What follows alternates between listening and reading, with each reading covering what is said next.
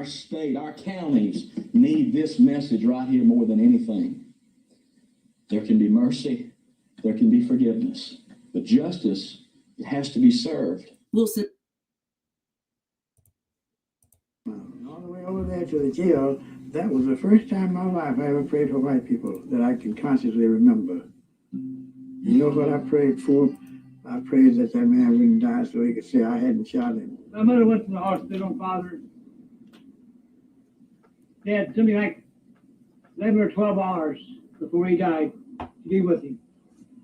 And he made his peace with God. And that's a great step. Yeah, the crowd was beginning to gather as soon as we were put in jail.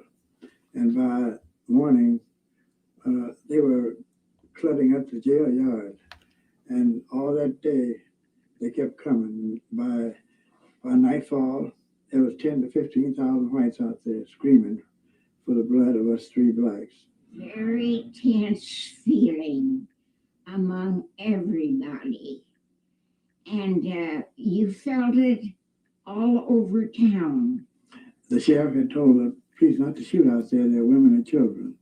And four big white men got some sledgehammers in their hands, and they started knocking on the cement blocks and stone around the steel door that was the entrance to the jail. And they come dragging one of the boys down out of the jail.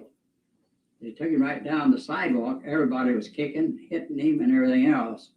And there was a Model T Ford coupe that a woman was standing up there and just, they was all going crazy. And she jumped down. She had high heels. I seen this happen. And her high heels just scraped a hole, just like cut with a knife down his back. And they pulled him out and they drug him up there by a car. And they took him off of there and put him on, hung him up on the maple tree. And he reached up to get hold of the rope to keep from choking him. So they let him down and broke his arms so he couldn't hang on to the rope.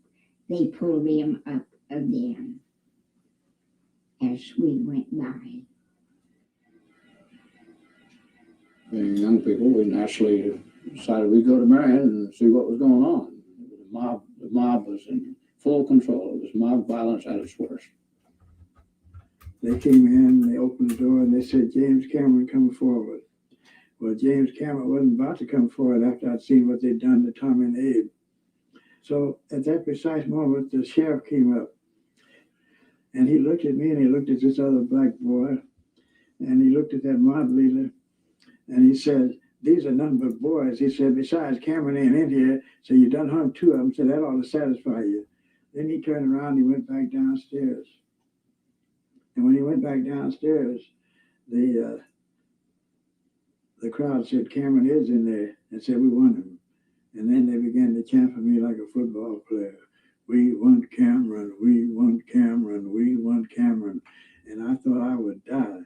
I felt like I was in a rubber suit, and ice was packed all around me. I just felt cold and chill. Nothing could warm me. The mob turned around, went back upstairs. They said, all right, Cameron's in here, and said, if we don't get him, we're going to lick every goddamn one of you niggas. And when they said that, half of the blacks in there fell down on their hands and knees and started to crawl around like trained animals. And they were hugging the pant legs of the mobsters and kissing their hands and saying, Mr. White folks, please don't lynch us. We ain't nothing but a bunch of poor niggas in here with train riding. That boy ain't in here, honestly ain't. Now, they knew I was in there, Paul, but they were trying to save me. And this goes on until all the human endurance left in the bodies of those black men had been exhausted. Those crawling around on the floor. And one of them raised his hand. He said, there he is, Mr. Whitehorse. It wasn't none else, that's him. And then the mob closed in on me and they started beating me. Here came this crowd with this young man in the center of this crowd. I was up in I did have a vantage point where I could see down probably better than anyone else. And I did see this young man being dragged up the street, literally dragged with a rope around his neck. That's me with a rope around my neck. But a wonderful thing happened when I prayed to God to have mercy on me and forgive me my sins. Then a voice came out from heaven and said, take this boy back. He had nothing to do with any killing or raping. And then you know what? That mob suddenly got quiet as a pin. You could hear a pin drop. And our state, our counties need this message right here more than anything. There can be mercy, there can be forgiveness, but justice, it has to be served. Wilson.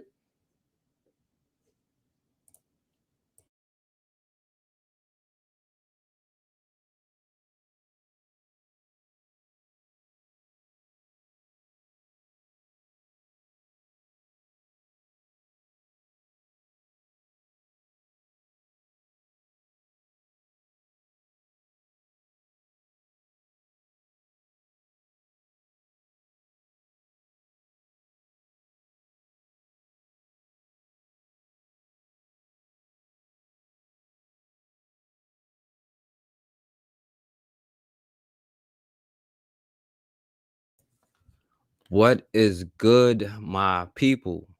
We are live back again with another live broadcast on the forecast. And yo, what's going on, Maurice Muhammad? I appreciate you for coming through. I appreciate everybody for coming through. I don't plan on being on here too long or whatever, because I got a live premiere. So make sure y'all subscribe to the backup channel, because I cannot put them on this one, so I'm putting the live premiere is going to be tonight, and it's going to be right after this. So make sure y'all do that. But I definitely wanted to come on here and do a live kind of show, like how I usually do the videos, because I know a lot of people are interested in the videos and more so than the lives, and they try to find them. But like I said, y'all got to check out the backup channel, the Forecast Radio 24, because it's coming on right after this. I ain't mean to be this late, but it takes a lot of time to put in the videos to get them right. You know what I'm saying? To make them. So it took me a little bit longer than I thought, but I made this one a little bit longer because I haven't been on here. So I haven't been making the videos like y'all used to. But like I said, y'all gotta go to the other channel to check it out, because I don't know if they're gonna take it down or whatever. So make sure y'all come to the live premiere, and the link is in the channel in the description for the other channel. But yeah, I'm gonna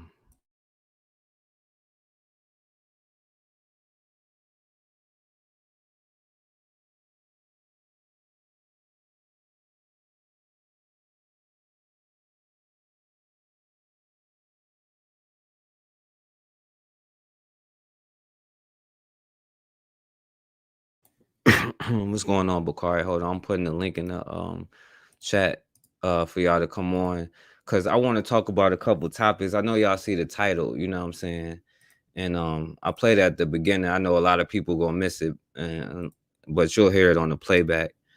But they break it down like way better than I can ever break it down. So I try to give it to you out the horse's mouth about what I'm trying to tell y'all. You know what I'm saying? So hold on 1 second, yo.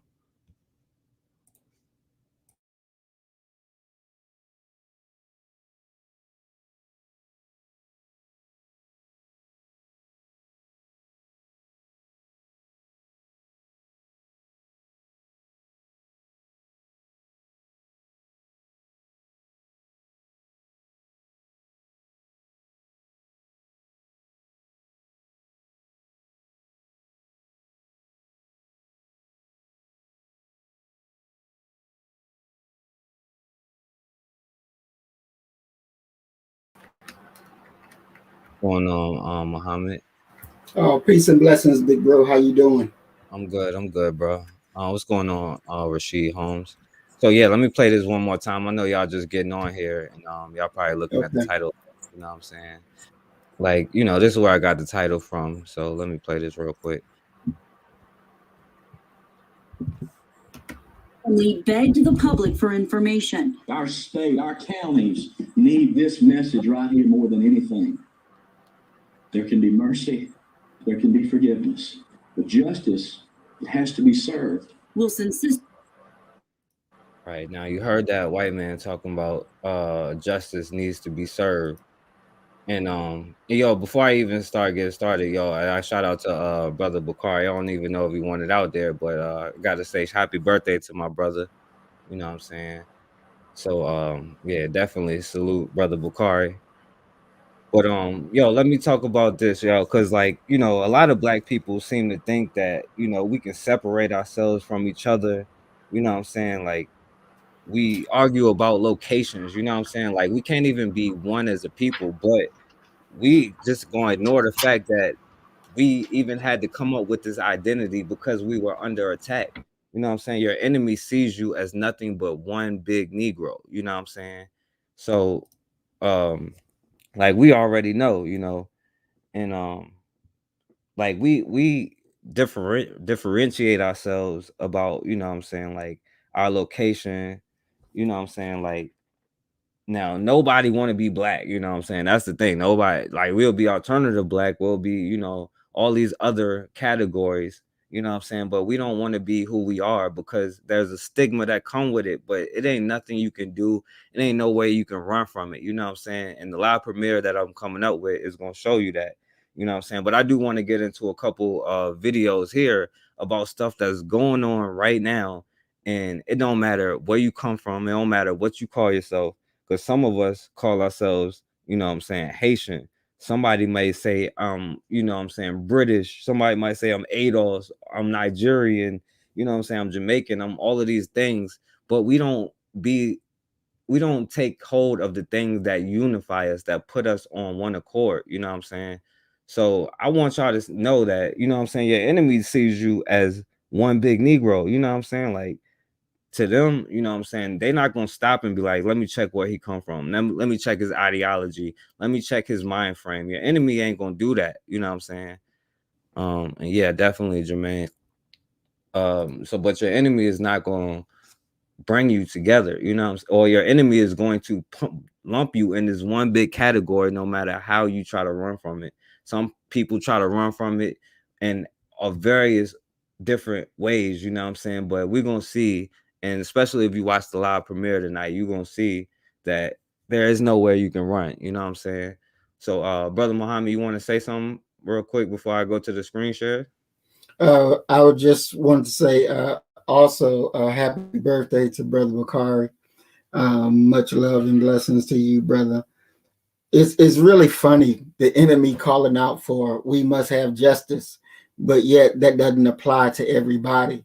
So I'm interested in seeing what the screen share in, so we can go ahead and jump right in it, big bro. So you can go ahead. Okay, yeah, definitely, my brother. And anybody else want to come on, Bakari, if you can come, if you want to come on, you can come on. Well, I know you don't got to, you know what I'm saying. Go ahead, celebrate your day, you know what I'm saying. We were just talking about that. We need to start taking, you know what I'm saying, especially our hero days off, but your day too, you know what I'm saying. So it's all good. But you're welcome to come on. But yo, so I don't know if y'all heard about you heard about a brother named Peter Spencer, brother Maurice. Yes, sir, I did, and I'll be trying to reach out to his family tomorrow. Right, definitely. So, yo, I wanted to come on here because, like, yo, I haven't made these kind of videos in a while because I'm trying to focus on the project that I'm doing, and I just haven't done a like live premiere in probably like probably a couple like 6 7 weeks, and I probably got like 11 12 names. You know what I'm saying? Names of cases just like this or different kind of cases, you know what I'm saying? Because the war never stops, no matter what you think you're doing, no matter whatever it is, it never stops. So like even if I'm doing something else, I'll never run out of names and videos that you can use, because if I don't do it for like a couple weeks, then it'll be an overload, you know what I'm saying? So I wanted to come back and do this one live on this channel, since they're gonna block it if I do a live premiere. So I'm gonna go ahead and do the first screen share. Hold on real quick.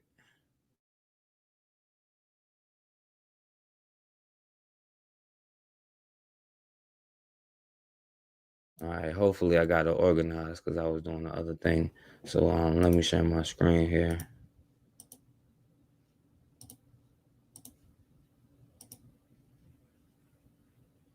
All right.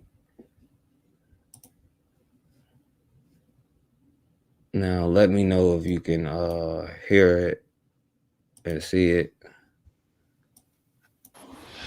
That's right. Tonight, there's a growing Yes, demand for sir. Yes, answers sir. to Peter Spencer's homicide. According to state police, a 25-year-old man was taken into custody and multiple guns were found on scene. But as of now, no charges have been filed. We can't help but wonder if there was some racial animus here, and if this possibly could be a hate crime. BPEP CEO Tim Stevens talked with us after demanding an immediate investigation and prosecution into the killing of 29-year-old Peter Spencer, a Jamaican immigrant and Pittsburgh resident. I found this story beyond tragic. We decided that we needed to send a letter to some of the key powers that be in Pennsylvania. State police say Spencer, who had a fiancee and unborn child, was found shot on Carl's Road in Rockland Township in the early morning hours of December 12th. We're talking 6 bullets into the chest, 2 into the buttocks. In one, we have a different opinion, either through the mouth or from the neck and out of the mouth. According to Stevens, Spencer's fiancee dropped him off to go hunting in Venango County with a man he had visited in the past and several other white men. This time, he was taken directly into the woods and not to this person's mother's home. To the fiancée, she didn't feel totally comfortable with that. Less than 24 hours later, when she went to pick up Spencer, he was dead. Stevens says the man who was taken into custody claimed self-defense.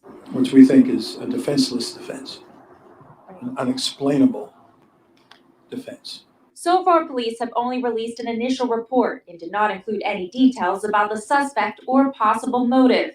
But BPEP is calling for justice, saying the self-defense narrative is unacceptable, offensive, and beyond troubling. This is serious, and people need to know they can't do this in Pennsylvania, or hopefully anywhere in the nation. I reached out to the Venango County District Attorney about this case. He said it was an ongoing investigation and he had no comment at this time. Meanwhile, Spencer's family has set up 2 different GoFundMe pages, one for legal fees and the other for funeral expenses. We have that information up on our website at WTAE.com. Reporting live tonight. All right. So yeah, so y'all see what's going on, you know what I'm saying? Now this Jamaican brother, they ain't be like, you know, is he ADOS or Jamaican, or is he, you know what I'm saying, what religion? Nah, he was a N-word, you know what I'm saying, a nigga, you know, and he was just another, you know, just another nigga to them. It didn't matter where he come from, because we like to separate ourselves from each other. But you know, with this brother, you know what I'm saying, like, and we always, and that's the crazy part, because we could be friends with everybody except for ourselves, but that contempt that we really supposed to have for everybody else, we only got it for ourselves. You know what I'm saying? And like I said, it's not to pass judgment on anybody or like talk ill of the dead, or you know what I'm saying, this is not personal to him, you know what I'm saying, but it is lessons that we need to learn in this, you know. And like now this brother Peter, you know what I'm saying, he went on a hunting trip with this white boy that he knew from work and some of the white boy friends. Yo, what's up, Bakari? Peace, my man. What's going on? What's up, Maurice? Not much. Happy birthday, bro. Yeah, thank you. Thank you, everybody, for the happy birthday wishes. Thank you. Thank you very much. Yeah, definitely.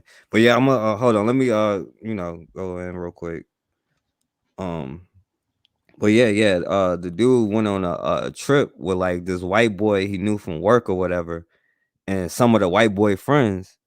And apparently it's not the first time they went, you know, on a trip, but this time they was talking about going into the woods. Now I think the brother, I don't know for sure, but I think he had a black wife or fiance. And when he told her what they were doing, she already was like, yo, that's red flags. You know, I'm sure like most of us were like, oh, hunting in the woods with a bunch of rednecks, you know, it's going to be red flags with that. But apparently this brother put aside all the red flags and did what he had to do. Now, you know, the next thing you know, when she went to go pick him up, he was dead. You know what I'm saying? Like, and nobody knows what happened.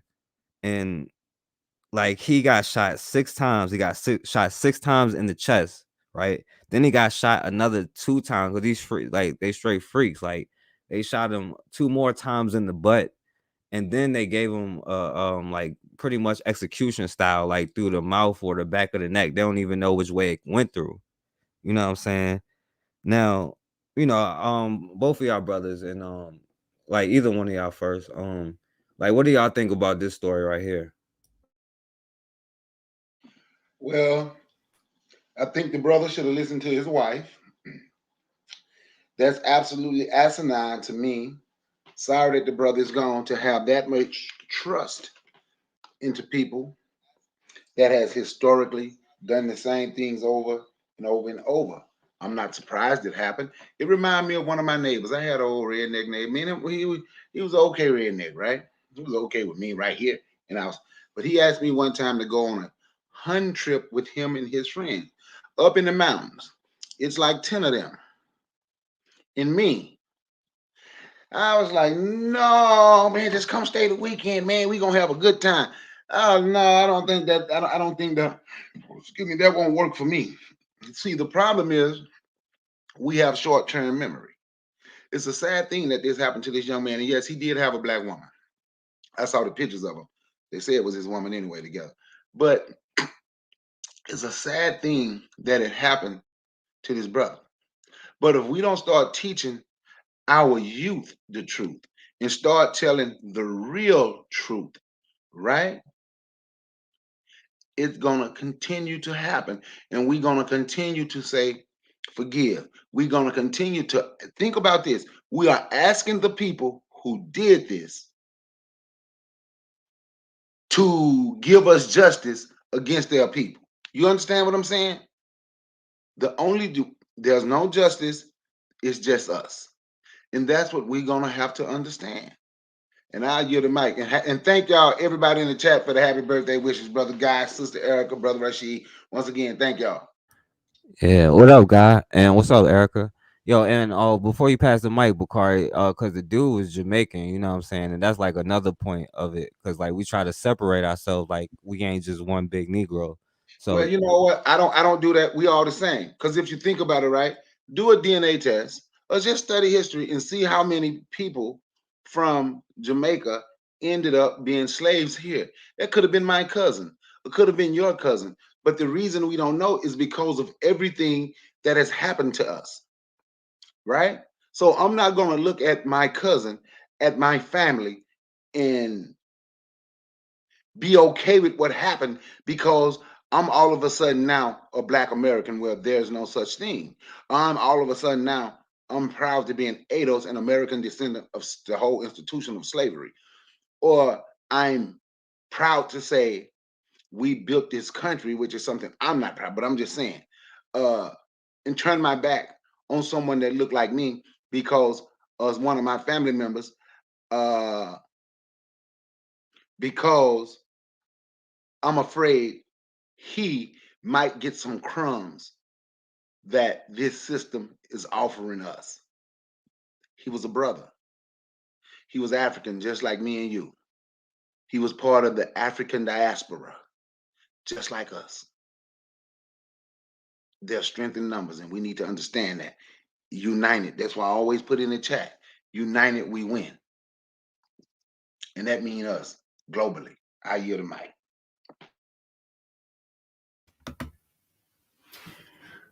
You know, it's it is very unfortunate that our brother had to go out the way that he went out. It is very unfortunate. And we should all feel the pain that his family feels. Because just as Brother Bakari said, it could have been his cousin. Could have been any of our cousins. Our brothers and sisters that's not from America, when they come to America, they want to have the American experience. But the reality of the American experience is a white experience. And so they're not prepared to deal with the realities that they're going to face. They're not coming to get, they may be coming to experience the white experience, but when they get here, they're going to experience the Black experience. They're going to get the nigger experience. These crackers don't love us. Now, we should know that. But when our brothers and sisters from other countries come, they may not understand the realities on the ground. And so we have to do a job of making sure that they do understand. We got to make sure that they do understand to the best of our ability. To the best of our ability. And like I said, I'm going to be reaching out to that family tomorrow. And hopefully I will be successful in reaching out so that I can talk to them and see what exactly is going on and how Black First can help out, because this is our family and this is what we're supposed to do. We got to love each other. We got to love each other. And I rest my mic. All right, yeah, definitely. And before I do the next screen share, do y'all wanna like think, what do y'all think happened to what do y'all think happened? Like, it's happened on December the 12th. You think it was like any consequences? Like, anybody went to go see him? Any arrests? Do y'all think what consequences do y'all think happened? Is his wife white or black? She black. Nothing happened.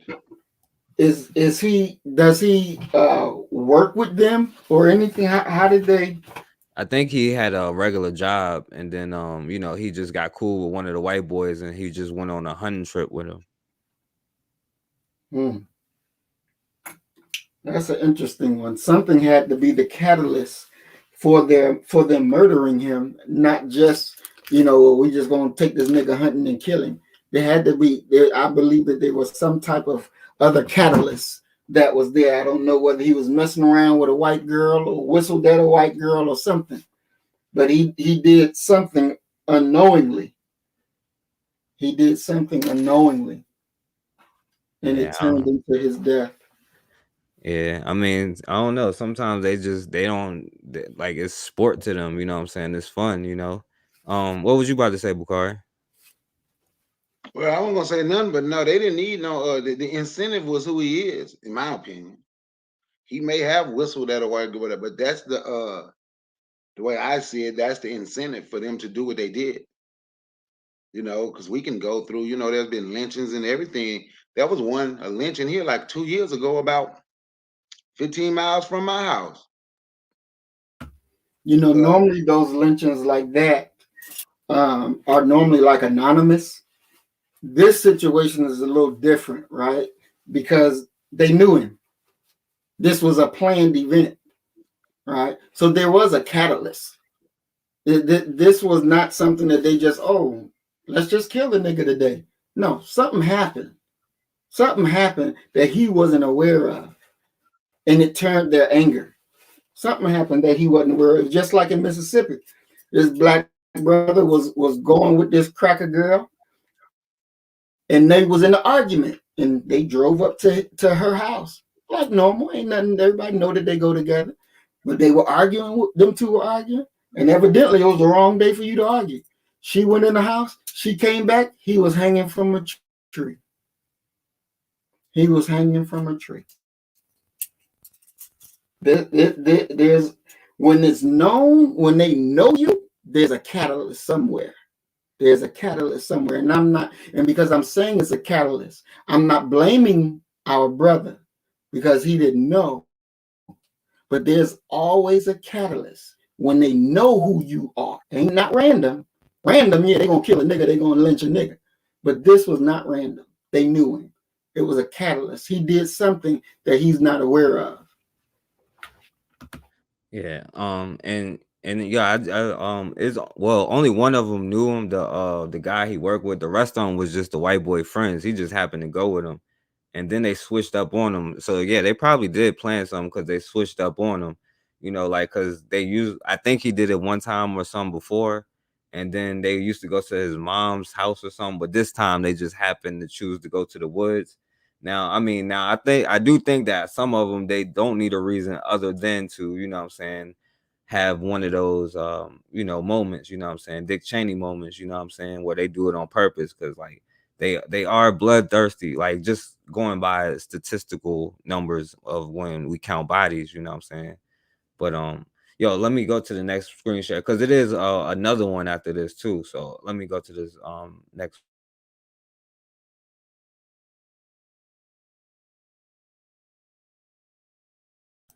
Really, I was supposed to read the article, but I forgot. But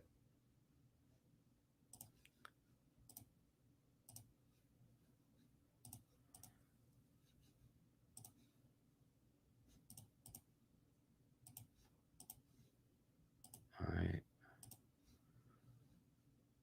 The state police unit that handles hate crimes is joining the investigation into Peter Spencer's death. He's a Jamaican immigrant from Pittsburgh who was shot and killed in Venango County 2 weeks ago. Kylie Walker joins us now live with where the investigation stands in reaction from more people demanding justice.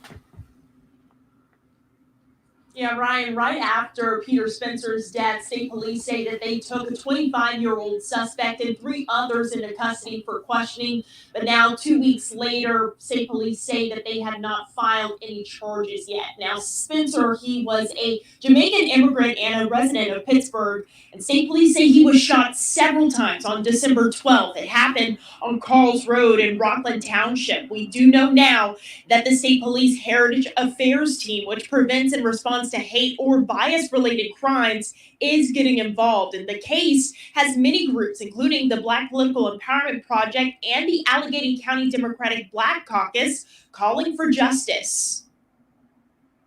This was a whole family that, came to this country seeking a better life, and their life is destroyed. They will never be the same. According to the County Democratic Black Caucus, Spencer had a fiance and an unborn child. He was invited to Venango County by a former coworker for a hunting trip. Less than 24 hours later, when his fiance went to pick up Spencer, he was dead. Now, his funeral is set for New Year's Eve. Reporting live, Kylie Walker, Pittsburgh's Action News 4. All right, so apparently, they did take the white boy, one of the white boys, into custody, right? And then they found him with a whole bunch of guns. And they stay on code though. Of course they let the white boy go, you know what I'm saying? They made all kinds of excuses or whatever. But y'all know what his excuse was, but his brother ended up dead. I give one of y'all a guess what was his excuse. One of y'all guess. What was his, I was gonna say, now say that again. The excuse, the reason he ended up dead? No, the excuse they let him go. The white boy that killed him go. He was a nice person, and he don't seem like the type of person that would do that. No evidence. Oh, well, because the white boy said it was self-defense. You know what I'm saying? So that's why he let him go. It wasn't, yeah, he claimed self-defense, you know what I'm saying? Now the police just like, oh, okay, that's cool, you know what I'm saying? It is only a Negro, so it had to be something he did, you know what I'm saying? And they had to be attacking him or doing something. Now he was outnumbered, the only black person out there, you know what I'm saying, in an area where they probably know the area and he doesn't know it at all. You know what I'm saying? His wife already know, but of course it was self-defense, you know what I'm saying? And they protected the white boy. They ain't release his name or nothing like that, you know what I'm saying? But it don't make sense to me how they gonna say like he shot him in self-defense when one of the shots was literally an execution style headshot, you know what I'm saying? But that's self-defense and they let him go, you know what I'm saying? So y'all got something to say about that?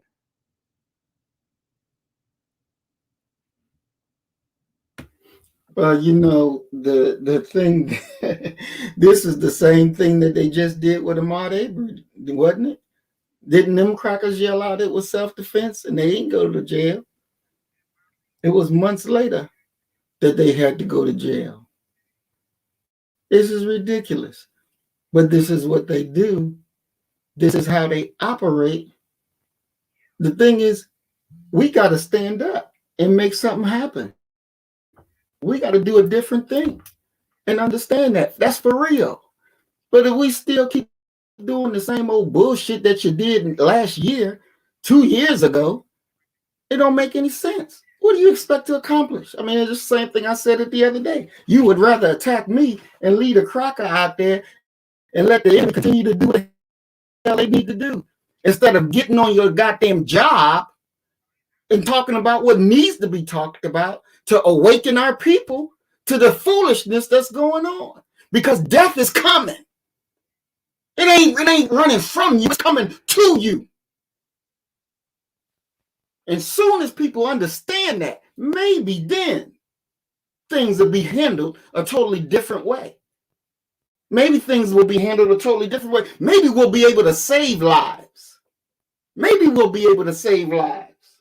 But until then, shit, you sitting ducks, because there ain't no love, and that's the problem. Because love casts out fear. And you'll be on your post making that shit happen. We better wake up, because death gonna find you.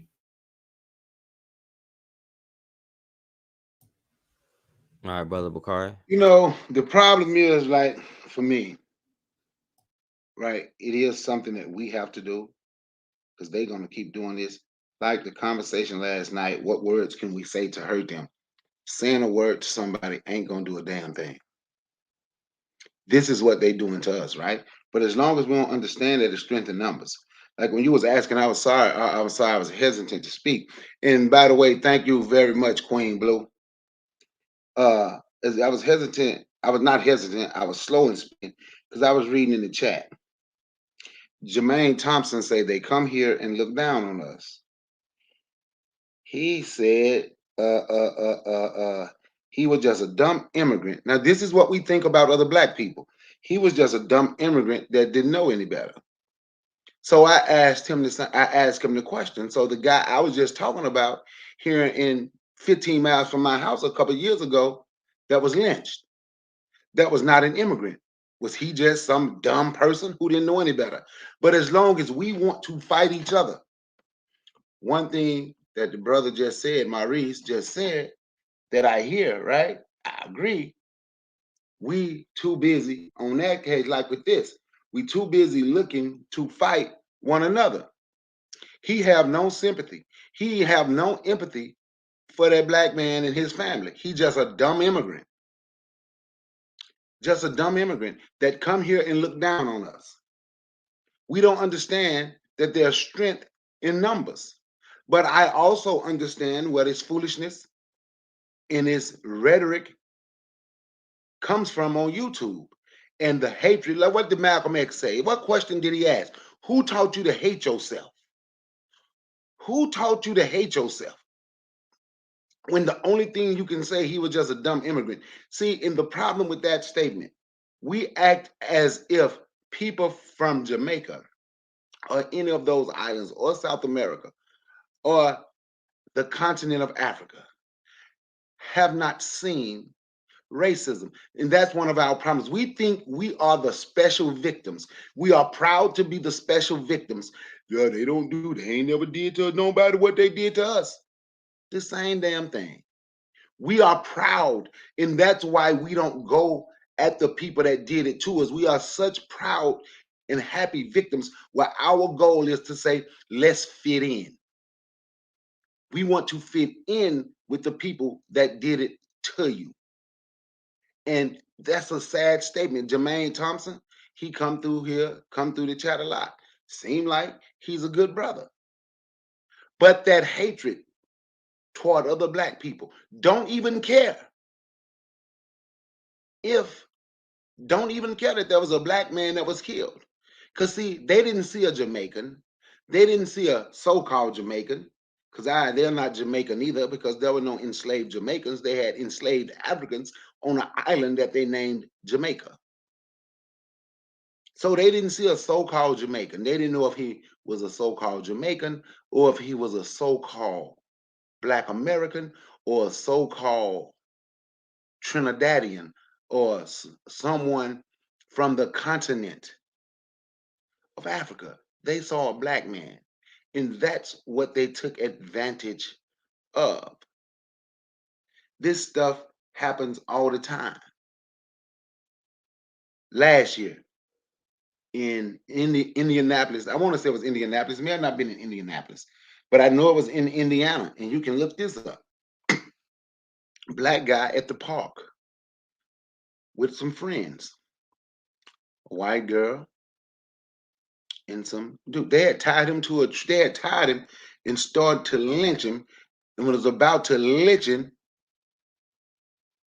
But some people drove by and started screaming at him and recorded it, and that's how they let him go. He was not some dumb immigrant. He was a black person.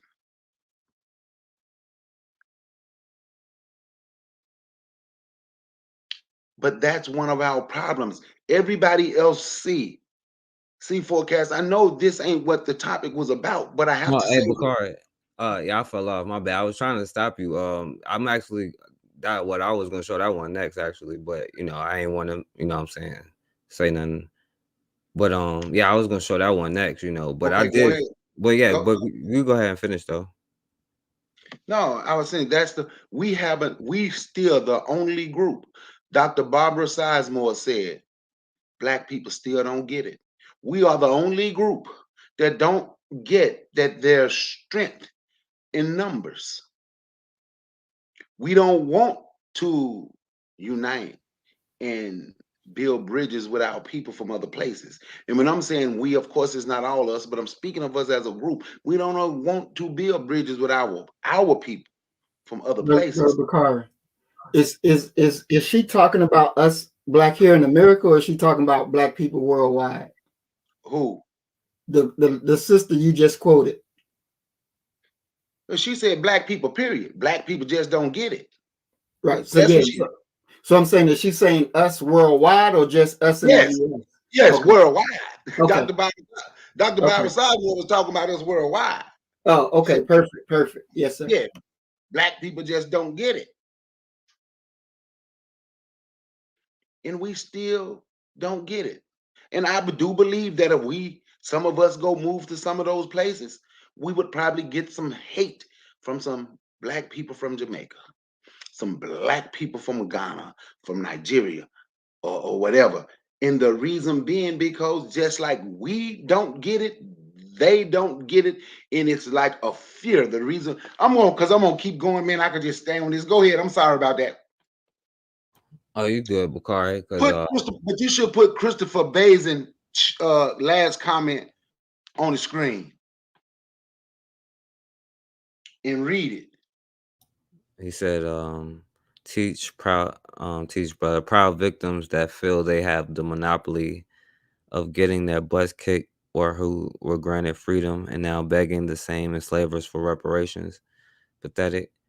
Yeah, well, I say this because, I know people go back and forth on the reparations, and you can't say, I wouldn't say that it's pathetic or whatever, you know what I'm saying? But I do think you can't beg nobody, you got to take it and all that. And, I do think, and I don't want to make this a conversation about the whole reparations thing either, Okay, let me say this. Don't skip the rest of the statement just to Oh, get yeah, to yeah. reparations. Yeah, I The know, I was about to go through it. whole thing. Yeah, I was about to go through it because what you and him was saying, that's what I was about to say. But hold on, because the video I'm trying to upload, YouTube trying to screw me right now, won't let me upload it. But I was gonna say, I picked this story intentionally for a reason. You know what I'm saying? This was a Jamaican immigrant, and I know the conversation that's been going down. But it's like we the only ones that can't see the forest through the trees, you know what I'm saying? And there's a reason for that. Is a reason why we keep getting divided up into these little groups and then fighting each other over every little issue. You know what I'm saying?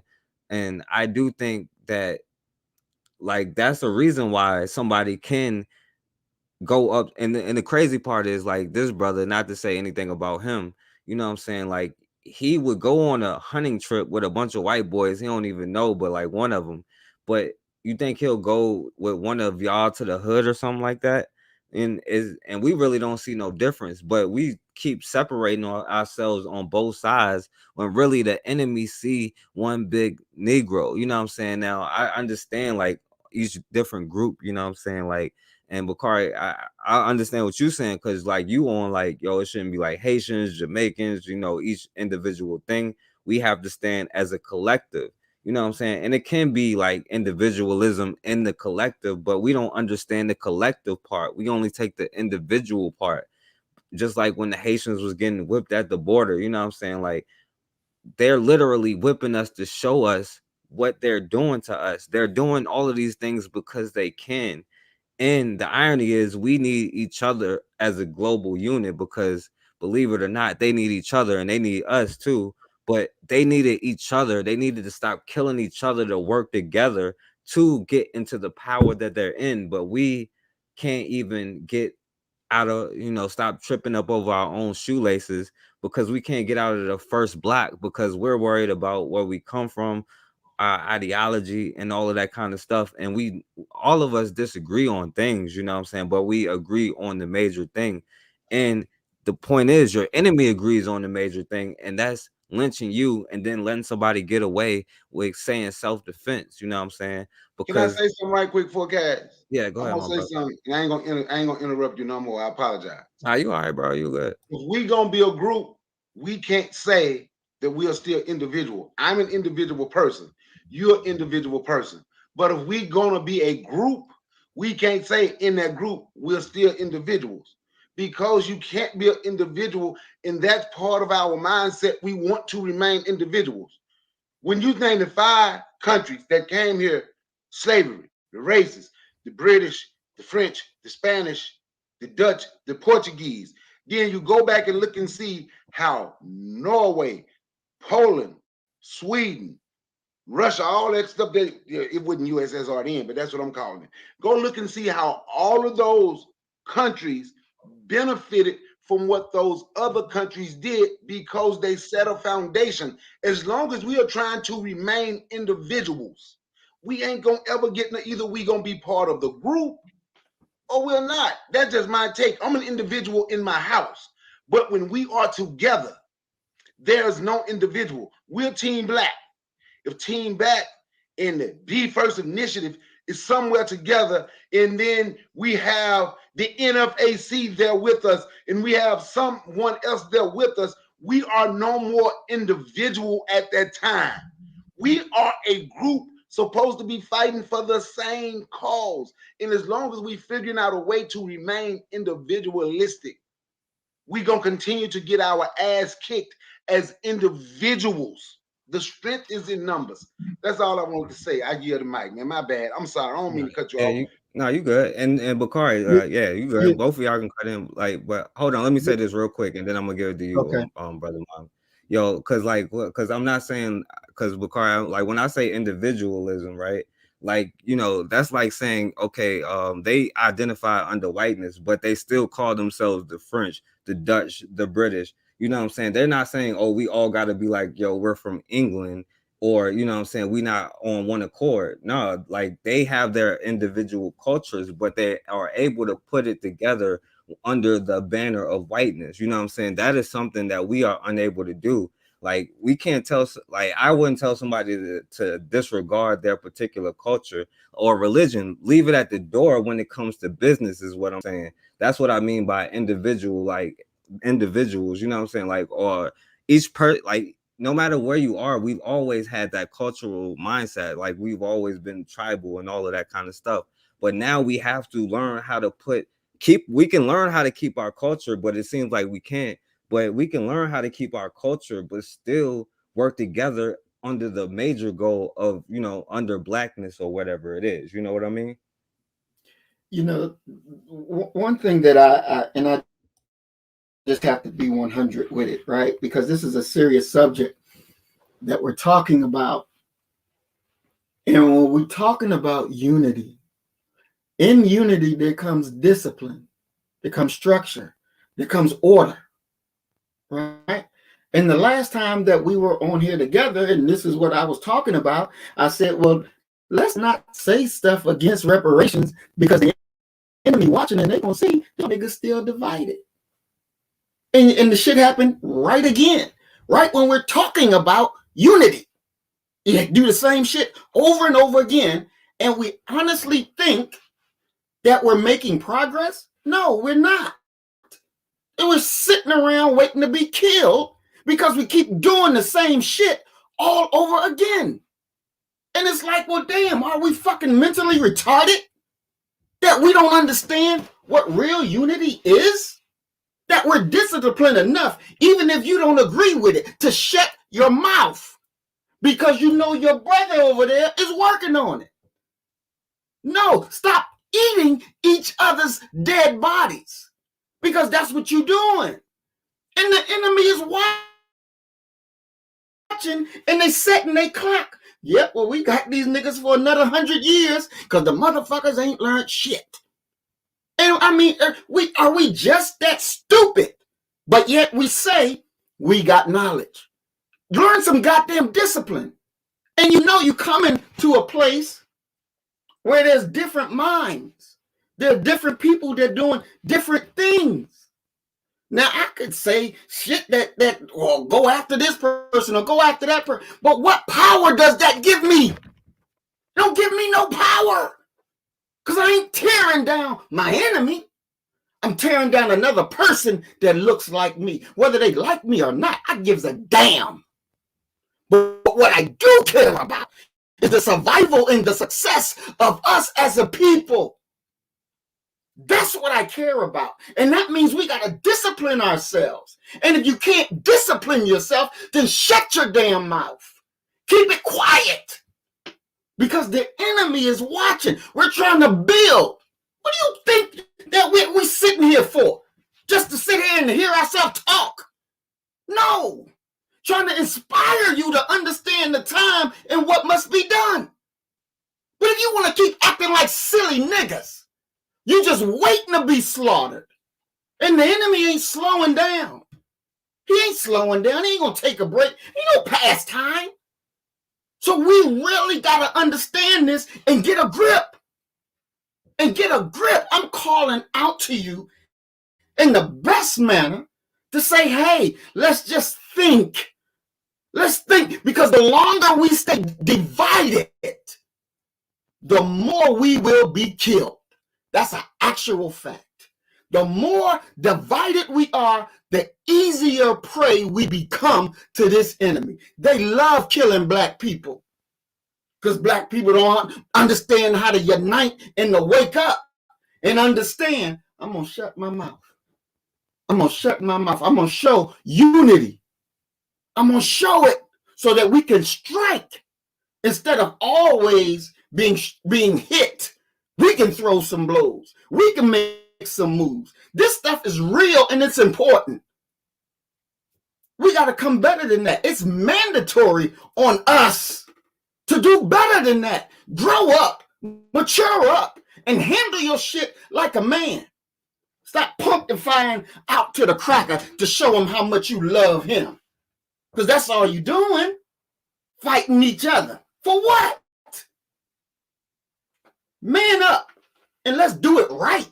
And you want to fight, then let's fight the real person that's subjugating you. That's the real battle. It's easy to eat on your brother who ain't got no goddamn power, who ain't got no ability to oppress you. He ain't got no ability to act trying to kill you. It's easy to eat on him, but it's hard to stand up to that cracker. I'm sorry. All right, you good. And like I don't want the show to go left. So I'm gonna give Bakari his chance to go in, and then because we can still go to the next screen share. You can go ahead and go to the next thing you about to do. Oh well, no, I want you to give you a chance because, like, I do think there's a place for the conversation, and everybody, is entitled to their opinion. Even though we should probably be over on Ben channel having the conversation and not here, but I do respect everybody's views. You know what I'm saying, and I don't want it to get crazy, but like, yeah, Bakari, you want to say something though? No, I'm waiting for your next screen. I'm waiting for your next screen share. I just want us to understand, man, that it's strength in numbers. And I want people to understand. Let me say this. I'm not trying to act like every black immigrant that come here is necessarily on our side. But we don't have to deal with anyone that's not on our side. But we can't put we start doing like white folk. We gonna put all of them in a group. That's what has happened to us. They put all of us in a group. We ain't nothing but thieves and thugs and robbers and murderers and rapists and everything I'm talking about. It's been black men lynched throughout history in this country, and he hadn't done none of that. But they have put all us in a box. So we're going to just put other black people, all of them, in a box. Strength in numbers. Strength in numbers. I hope the brother Jermaine Thompson still listening, because I hope he understand what I'm saying. And I hope he want to be part of Team Black or whatever. And I hope that we can, whatever he's a part of, we can work together.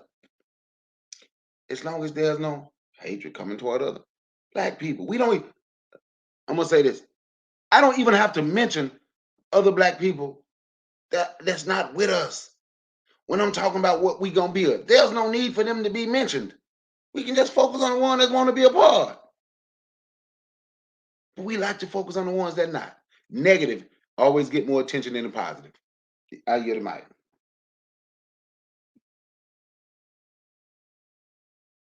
All right, yeah, and I definitely agree with you, brother Bakari. And that's why I picked this story, because, like I said, we get caught up on these divisions and all that stuff. Meanwhile, we still getting slaughtered, and that's the reason why we getting slaughtered. And the irony is, like, we won't be able to accomplish anything on either side. And like when people diss like Africa, or people diss like like we all really dissing ourselves, because somebody else came up in whatever land that you claim is yours and took it from you. And we sitting here talking about it and not taking it back, you know what I'm saying? And even more than that, we are arguing with each other about trivial things that is going to subtract from the major overall goal. And there will not be reparations or anything like that until it's global unity, because you got to have a threat of at least just doing business. You don't even have to love nobody. You don't got to hate nobody. You can just want to do business for yourself. Like, even if you look at it in a selfish view. But until we have a global understanding that blackness everywhere on this planet is protected, no matter where you go, then we're going to keep facing the same situations. And it don't matter where you come from, because like I feel you, Bakari. It don't matter if you are what they call a Jamaican immigrant, or it don't matter if you were from here, because we all have the same situations. So let me go to the next screen share real quick. I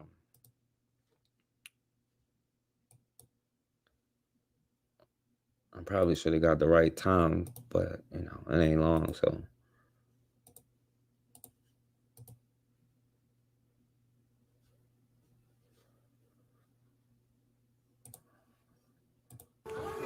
Let him go. We're just trying to get out of here, guys. We're just trying to get out of here. Let him go. Let him go.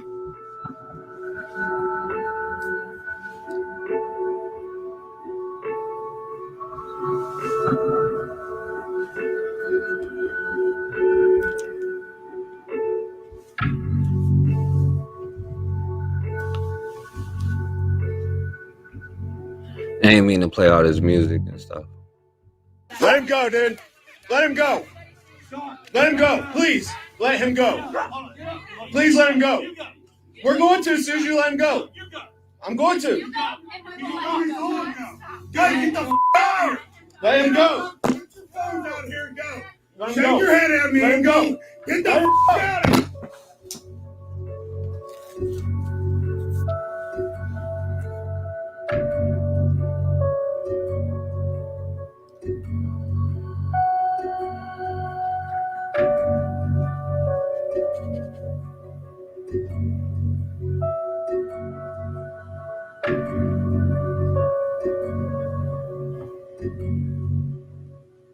You happy about this? You nappy-headed. You happy about this? What do you really want to call me? Do it. You nappy-headed. What do you want to call me? About this? You with your 5 white friends? You happy with your 5 white friends? You guys started all this. You put it in your film. Film it all. Come over here, man. You stupid liberal. That's what you get. Take your ass on.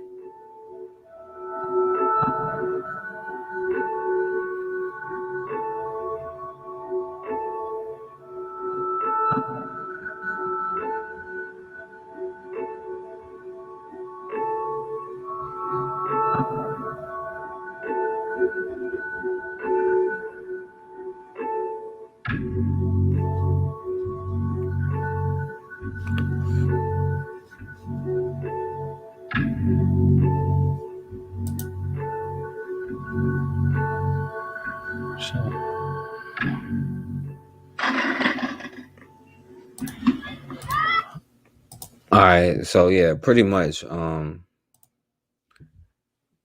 yeah, like Chris said, if you don't understand racism, everything else will confuse you. But pretty much, this dude, I don't know if he was an immigrant or not. I guess I should have looked into it more, but I ain't had time. Even though I did this story a while ago, but I don't really remember all the details. But I don't think he was. But of course, this brother was hanging out with all his white friends, and they talking about going to watch a lunar eclipse or something like that out by the lake or something like that. And he the only black dude out there.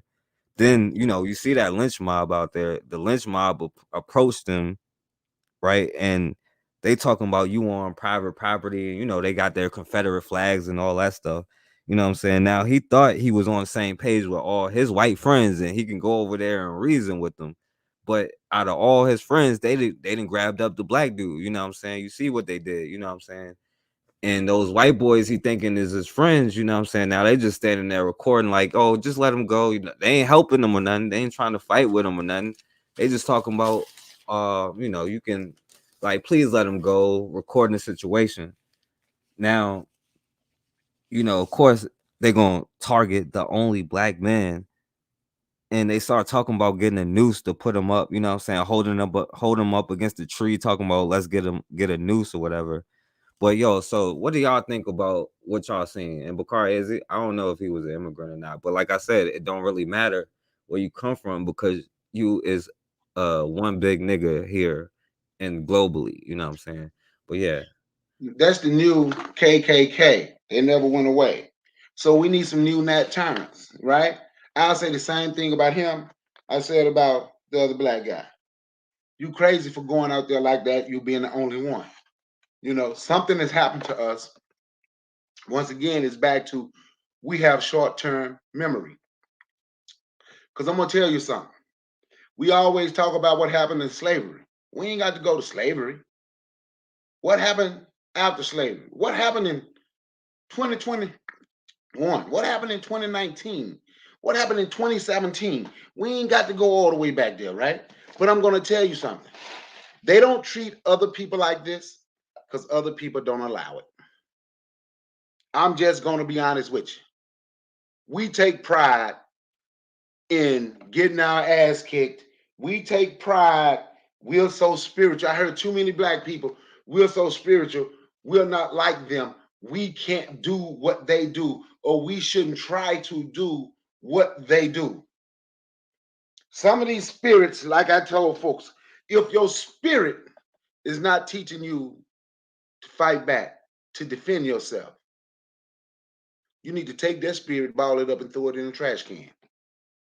We are we want to be morally correct. We want to prove we have more morals than them.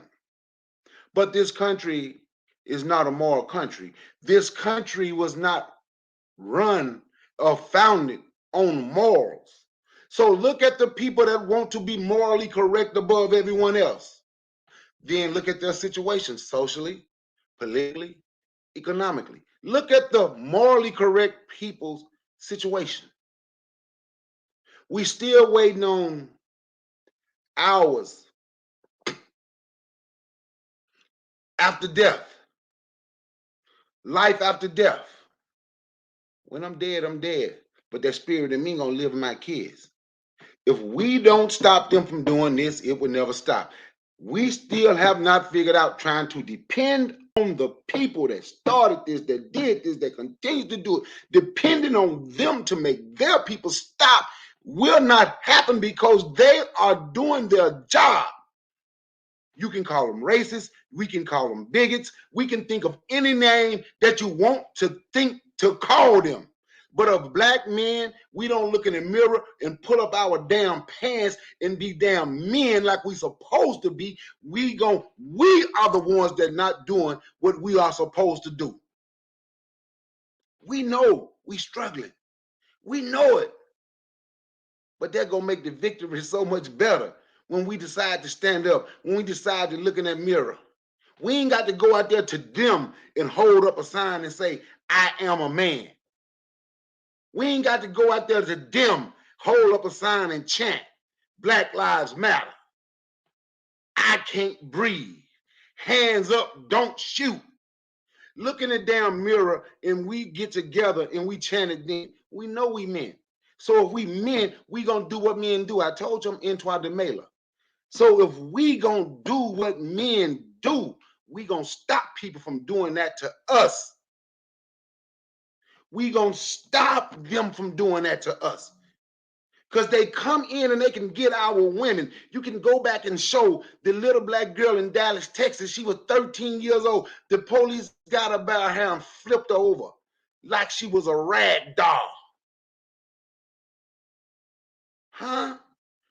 Men, we have a role. Black men, we have a role. Once we play our role, respect, love, provide, protect, our women gonna play their role. And united, we're gonna win. We say we're the greatest black people. One thing for sure, we compare ourselves to other black people. We the best black people in the world.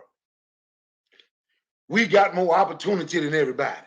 We can do this and we can do that and we better and yada, yada, yada, yada. But what are we going to do? How are we going to build ourselves up? Are we trying to get land and build communities? Are we trying to get a militia to protect us? Oh, my bad. When the militia that was down there in Brunswick house that killed Ahmaud Arbery and told the police, y'all got this many days to come get him or we going in and get him. Don't let food come to the house, turn around Uber, turn around Lyft. What did we do? We thought of everything negative to speak on those people that did that.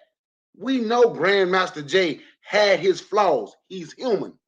But why don't we talk about the only reason those people in Brunswick, Georgia was arrested was because of what the NFAC went down there and did. But you know what we do? We look for a reason to talk negative about them and don't point out what they did in that situation. Or maybe we need to get together and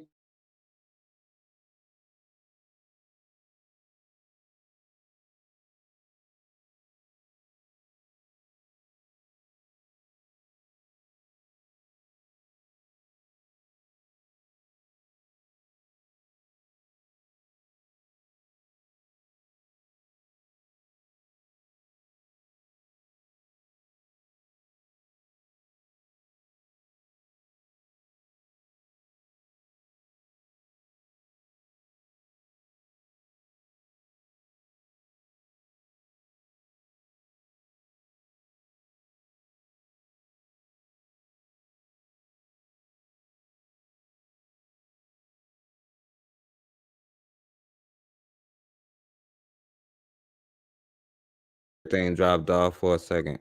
There you go. Okay, they're back. So I'll go back on mute and let Brother Bakari finish. No, I'm done. I'm done, Maurice. I'm done. Yeah, I don't know what happened. Y'all icons and everything went off. Okay. All right. You know, as I was saying, there's something that we got to remember, and that is that the white man has always been our enemy. The cracker has always been our enemy. That brother in that video was born here in America. He wasn't no immigrant. He knew what he was doing. He knew what he was doing. But he wanted to live a lie that ain't nothing wrong with them white folks. So he took his behind down there switching with them, and they watched him get his behind whooped. And he did his crying thing and went on. I wish you had clips of him going on different interviews talking about what happened. See, a person like that, I don't feel sorry for him. I really don't. I don't feel sorry for him. Because he's the type that talked about negatively, oh, hey, wasn't nothing wrong with white folk. They're human beings like all of us. There's good and bad in all races. Yeah, okay. See, you got to meet that match so you understand what the real truth is. Because these demons, they have a perfected love for killing black people. They have a perfected love for beating black people. They have a perfected love in doing all kinds of evil to black people. They have a perfected love. And when you understand that they have a perfected love, they enjoy doing what they do. They do it with pride. They do it with dignity. They do it with distinction. Perfected love. When that cracker went into that church, knowing he was going to kill our people, a perfected demonstration of his love of killing black people. A perfected love. See, you ain't learned that yet. You ain't learned that you better have a perfected hatred of them, because it's going to keep you alive. See, our people that are so spattered out, and we all have a different kind of experience with the cracker. And for whatever reason, because of TV or internet, you all think that the cracker in Europe is a nicer cracker than the American cracker. The cracker in Africa, in South Africa, that's a meaner cracker than the American cracker. The cracker in Australia, that's a nicer cracker than the American cracker. The cracker in Germany is a nicer cracker than the American cracker, only if it comes to Jews. You are a deceived people. You are a deceived people, because they all are united in perfect love of their hatred of us. They're united in their perfect love of their desire to kill us. They're united in their perfect love.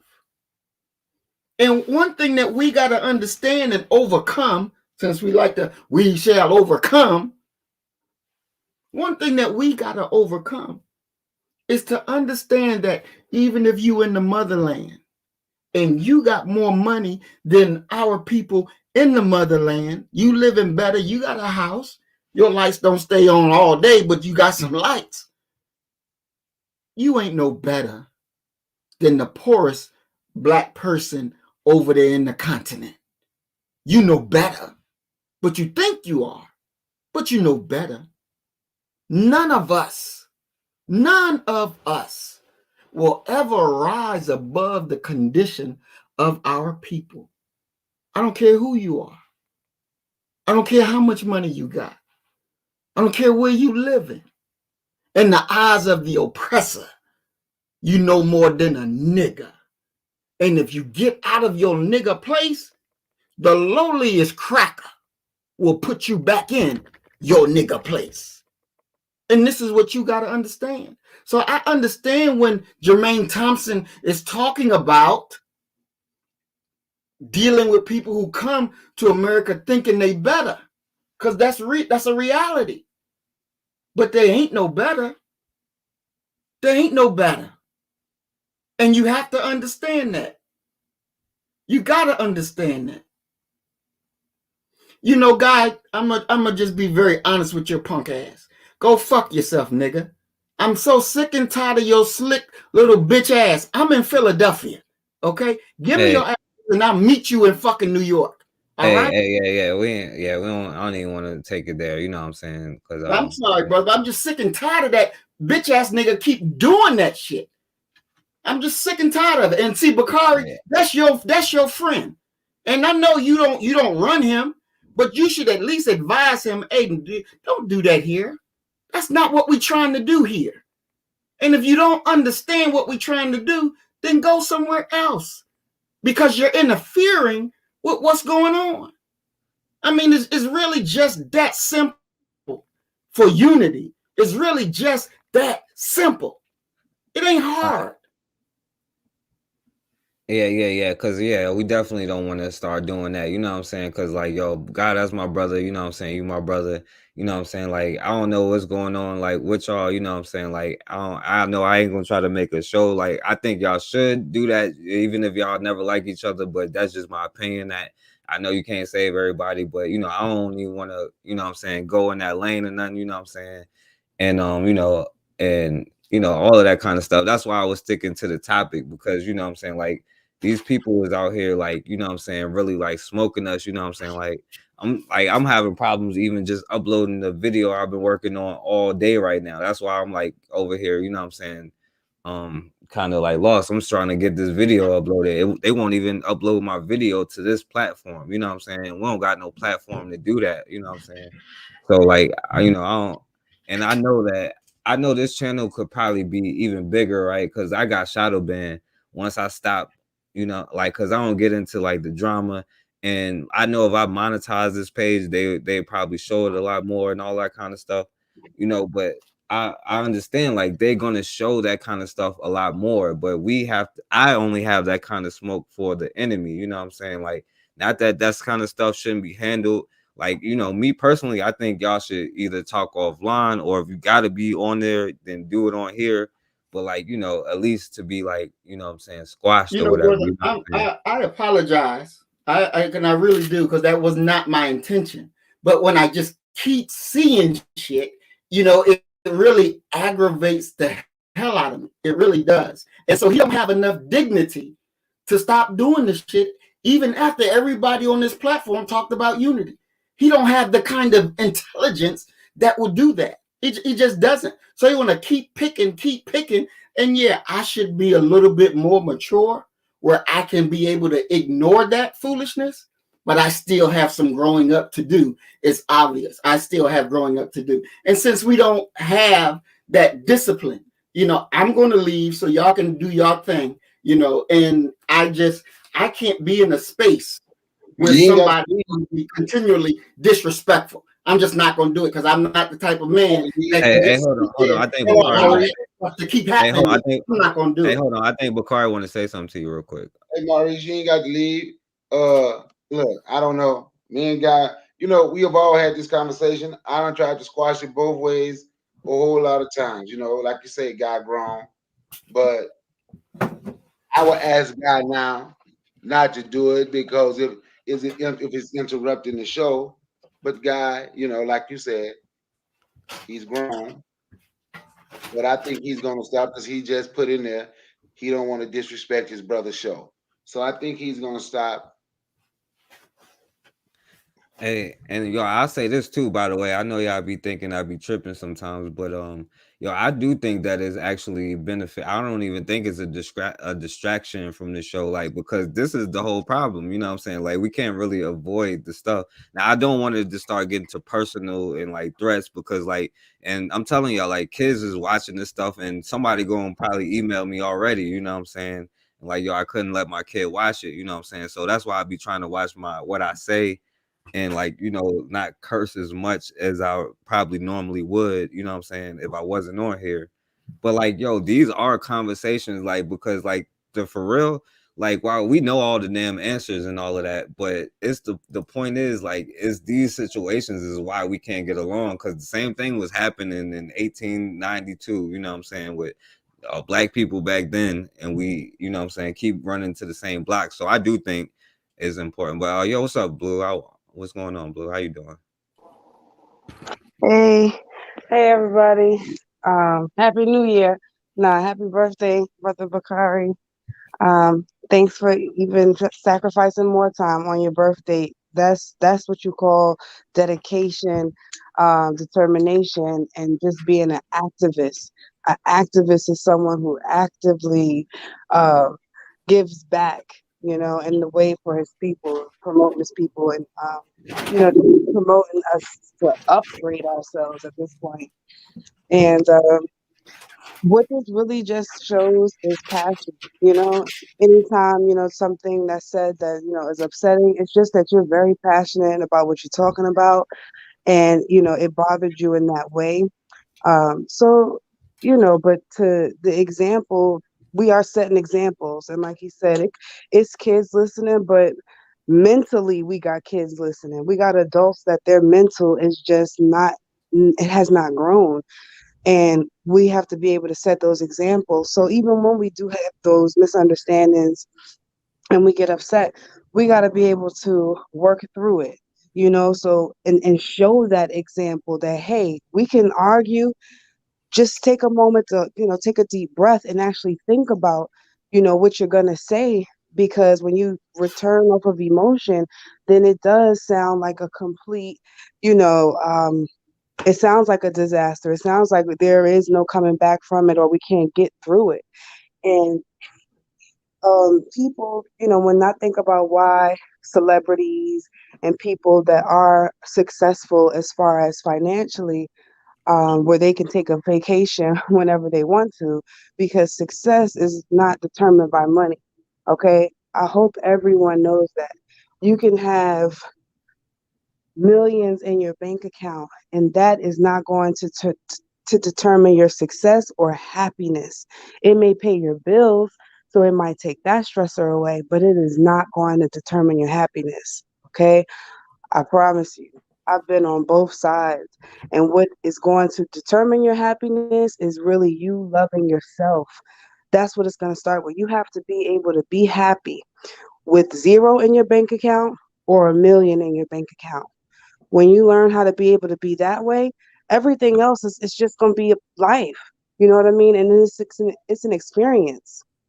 And then, just take your mind off of stress. Stressing about money is not going to get you the money. Stressing about it is only going to delay the process. you know um so when I think about celebrities and why they choose to continue to do what they do, it's like they don't have enough hope in their people. That's the problem. They rather say, okay, this shit been going on all this time and they still ain't wake up. I might as well make money off of them too. You know what I mean? It would take them more time, money, and effort to try and help us versus them making money off of us and just living their life. You know what I mean? They're like, okay, I got all of this. My family gonna be straight, and I know more than enough to pass down what they need to know how to be able to be successful or take care of themselves. So that's why they're positioned in different. Some of them move overseas, just to feel like I don't know what it makes them feel, but they cannot escape the issue at hand because they're gonna die one day. And their kids is going to be here, and kids and kids and kids, and it's like they're going to be facing the same issues. So why not put that effort in while you're alive, to know that you actually did something to try to help this war that we're in. And I see, certain ones starting to come out, with trying, they do things subliminally, and they're not as direct with it, but they notice and they see. So I feel like if we can just show more togetherness, and what I mean in that is just by understanding, us being on the same page with understanding what's going on and what our goal is, which is to come out of the situation that we're in. you know I feel like if we're able to show that, that's like our investors. You know what I mean? You got to show and prove that you're worthy to be invested in. And I'm sure they would come together, to help out, to help provide the organizations and companies that we need, schools and whatnot, and things like that to try to help. Maybe they have a contract set up to where there's certain things they can't partake in. Who knows? There's a lot of conspiracies that go on, and that we can't even clarify. But I was talking to a friend today, and it's African American, like-minded dude, very smart, and from the hood. Grew up in the hood, and um, one of his family members is president of a project, put it like that, a project. And I asked him, I was like, do you think you can ask your family member, because each project has a rec center, can you ask, is it okay if I get the rec center for a day or a night, and just have a little gathering, invite the community that lives there, and talk to them, so I can introduce them to Team Black, and maybe have a virtual live with whoever that can't attend physically, and see if we can get anyone on board. And that would actually be a great way to organize within those type of communities. So he was like, sure. But then he also started laughing. You know, he's laughing, laughing. I'm like, what's funny? He's like, them niggas ain't gonna be trying to come to that. You know, I'm like, you know, I'm not surprised. You know, you're right. That is hard to accept, but that's still not gonna stop me from trying. I'm gonna still make that effort and still go. I don't care if it's 3 people in there. You know what I mean? That's a start. And that's all that matters to me, because one thing about it, we talk, you know, and that's how that's even one of the biggest marketing concepts is word of mouth. You know what I mean? So I already know if I can get a couple people in there that they're gonna talk and that word is gonna travel around.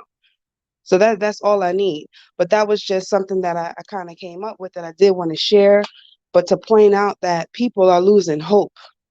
The ones that don't have as much as patience, that's why they're just backing out of the whole being an activist for their community and just worrying about them and their family.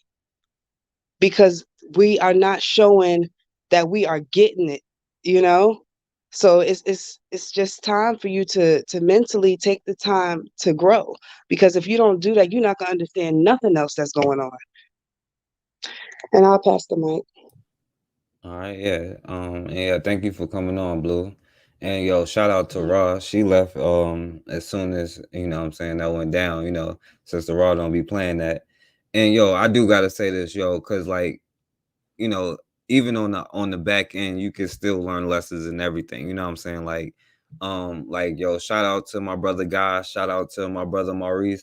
You know what I'm saying? Like that's still a part of being a man. If you know that you cannot control yourself in a certain environment and you don't want to be disrespectful or disrespect the environment, then you just remove yourself from it. You know what I'm saying? That's also a show of being, you know what I'm saying, a man. So shout out to my brother Guy, because you know he didn't want to come on here making it like that, and you know Maurice for leaving because he felt like it was gonna go that way. So you know that's also a lesson that can be learned, because you know there are times where you're gonna be mad, and you know it is what it is. But you know if you feel like you can't handle yourself, it is smart to, like, you know, remove yourself from the situation, and that's just like grown man stuff to do. You know what I'm saying? To not make it a bigger problem. You know what I'm saying? But yo, I just want more screen share. But yo, Bakar, you want to say something first? No, go. No, no, Right. no. That was hard to get out. No. You remember the last screen share, bro?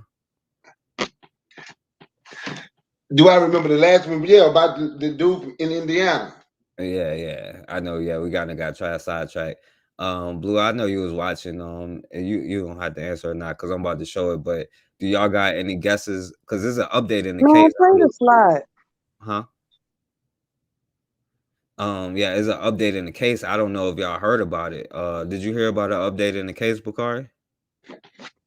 No, All right, so like, yeah, they ended up, you know, arresting 2 of those white boys. You know what I'm saying? Like, now I ain't gonna ask y'all no more, but you know, just y'all can imagine what happened. So I'm gonna go ahead and share the next thing, and all right, let me go ahead and share the last one.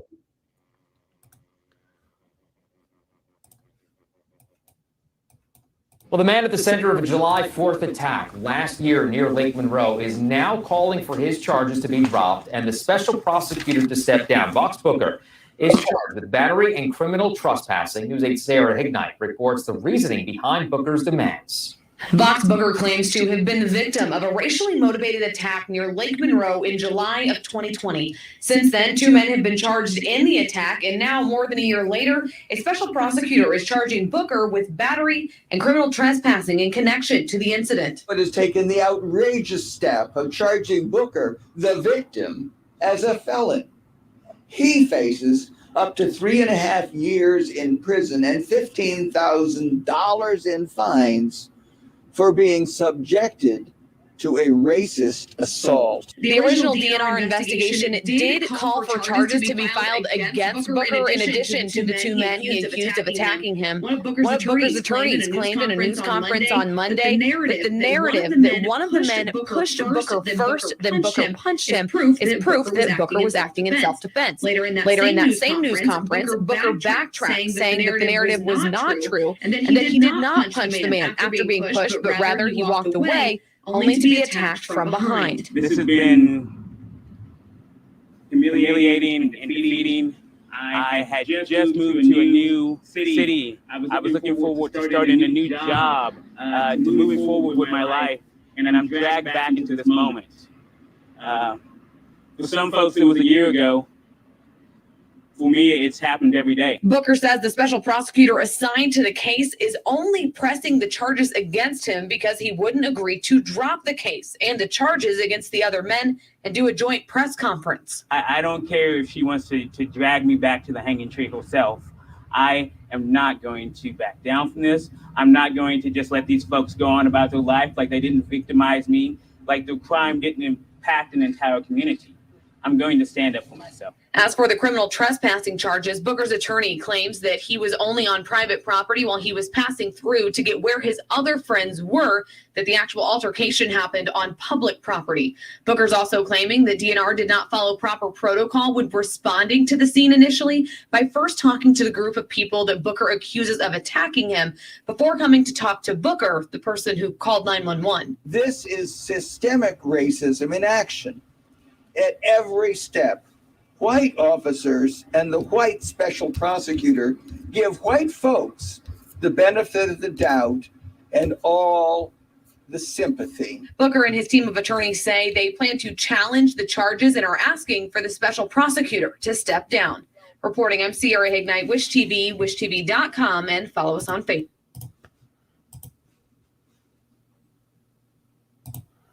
All right. So, yo, what's going on, Dama? How you doing? It's been a while.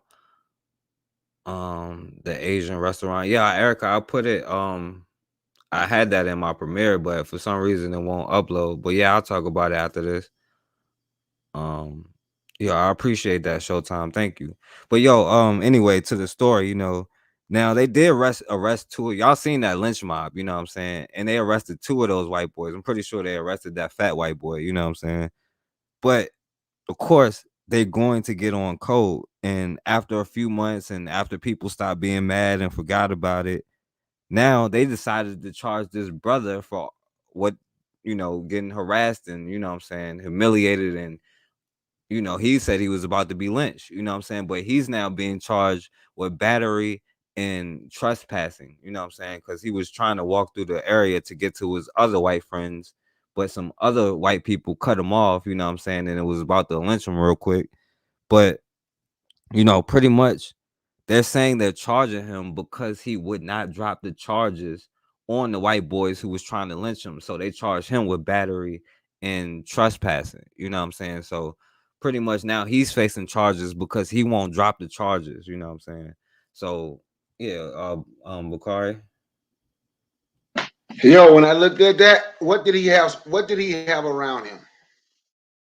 How many black people did he have around him? He still don't get it. He had none around him. He has put himself in a situation, and he's willing to put himself in that situation again. I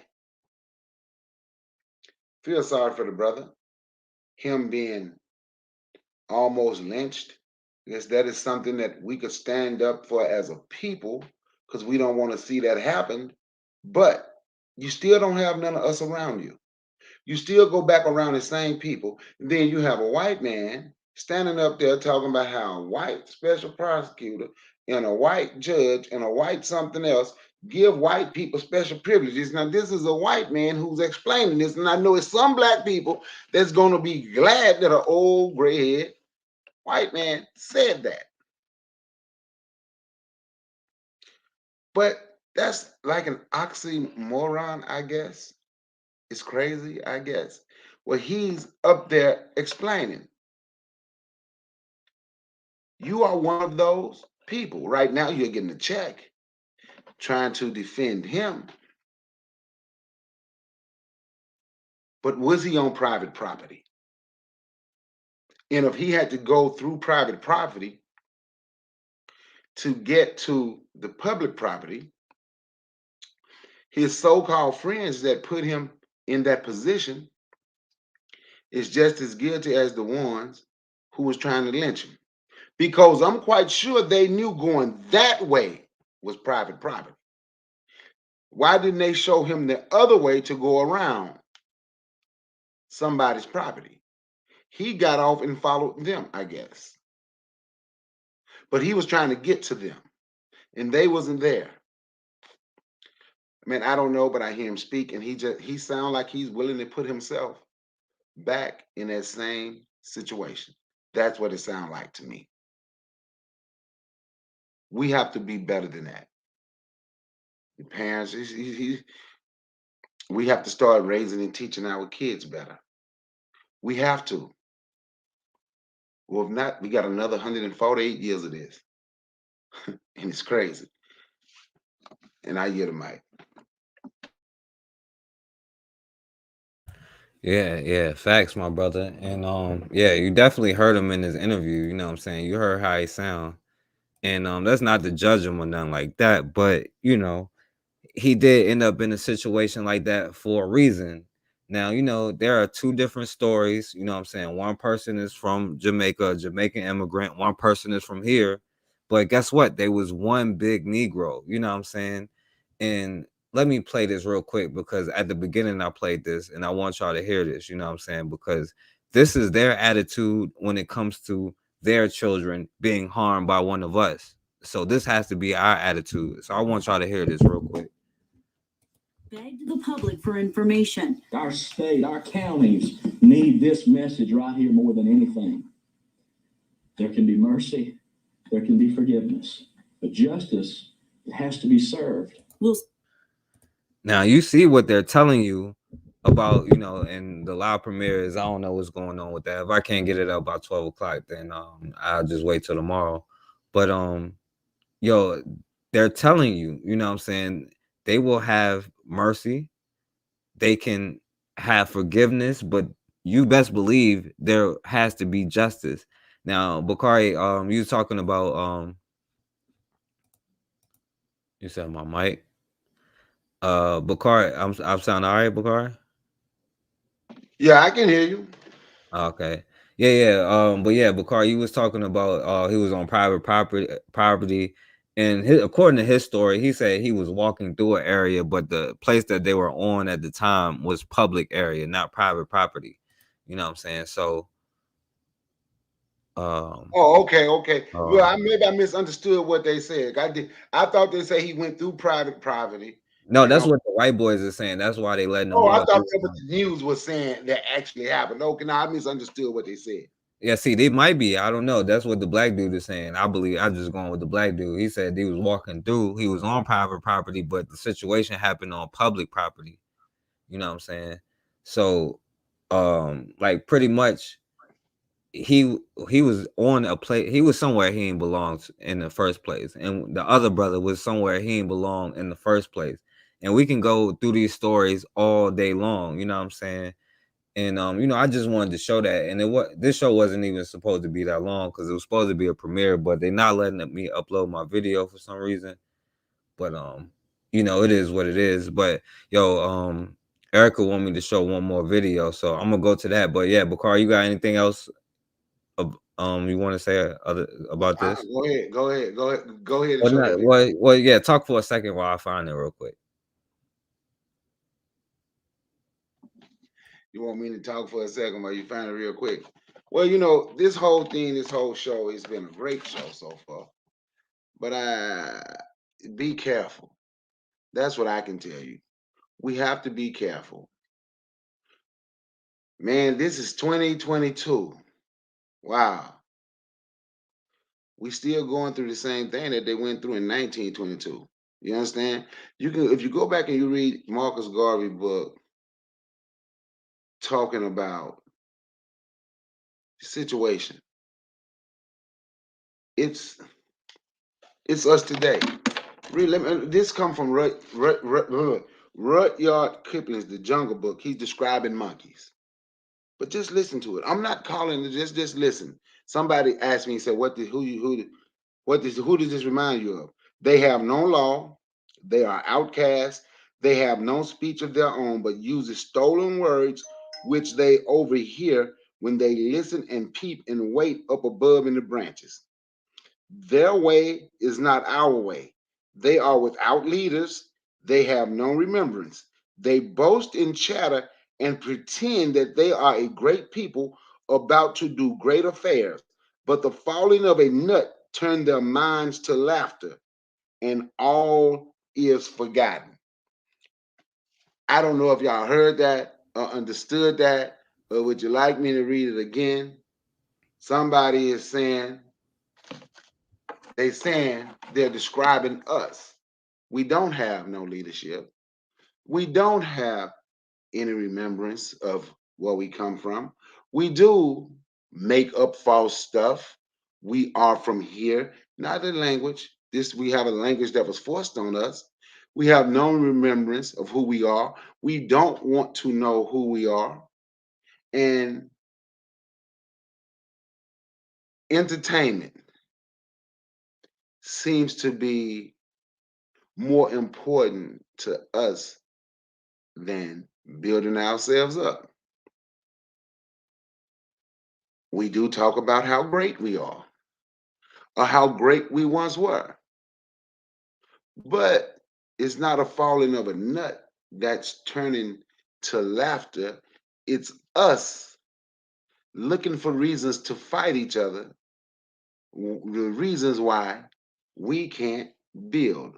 So we will talk about building, then begin to fight one another, and then the building combination or an attempt to build has completely stopped. We give up on it because I don't know if it's fear. I don't know if it's stupidity, ignorance, or what it is. But we're going to have to look in the mirror and say, we're going to do something and start doing it. We're going to have to look at the mirror, me being 50, and not be afraid to work with the people and say they can lead the way that's younger than me. Like Forecast, like Blue. I'm talking about people my age. We got to stop fighting generational fighting. Look what y'all we had this conversation in the barbershop the other day. Look what y'all generation has done. Look what y'all let, and they came to me and they asked me, what do I have to say? I said, well, every generation lets something pass. Like, what you mean? Because they were talking about how homosexuality, right? I say, shit, look at Prince. Y'all didn't say nothing about him. Y'all danced to his music. Look at Rick James. Shit, look at Michael Jackson. He was the first known. I don't know. Well, I wouldn't say he was a transgender, but he did look like that white female monkey on. He turned himself into that. So each generation got something that we let go by, but we continue to put down the necks because it's easy to fight each other. It's very hard to step to that plate and say you're going to fight that beast. And I'm going to tell you right now, I ain't going to just say the cracker. I really don't even call people by names like that. But the cracker or the Arab, but it's all of them. We single out one, and it's the whole world against us. We single out one. It's the white supremacy. Go into your neighborhoods and go from store to store to store to business and tell me how many white people you see in the black community running shit. But we single out one people. And we have made other people okay, they get a pass. So we're okay with giving them our money. We're okay with that.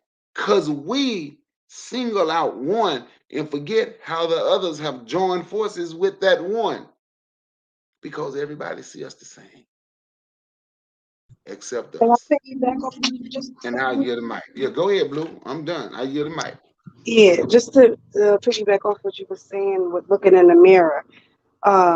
when I'm thinking about, why we don't like each other so much, um, and why we choose to treat each other the way we do, it's like it really starts with self. It really does. You may not want to admit it. You may not even realize it, honestly. But when you choose to get so angry, so upset, so quick, on something basic, and you can't think about where that animosity and all that anger is coming from, like, oh, you're not having a bad day, it's just, oh, somebody ticked you up that bad, and it's your own people. It's coming from self-hate. And when you think about something you hate, right? I could use onions for an example, I guess. Some people don't like onions, right? But they might like the way they taste when you cook with them, but they won't eat them. They'll either pick them out or have them taken out afterwards, or maybe just cook with onion powder. You know what I mean? It's not that you know, you don't hate onions in full because you like the way they taste. You know what I mean? And I feel like it's a similar comparison with how we are going about in this world. Like we hate the fact of what the world thinks of us. So we put that into how we even look at ourselves. And that's why we separate ourselves so much, because it's like, oh, I'm different from her though. Yeah, I'm black, but I'm different. I'm different this, I'm different that. And then at the end we all trying to be like each other. It just really doesn't make sense.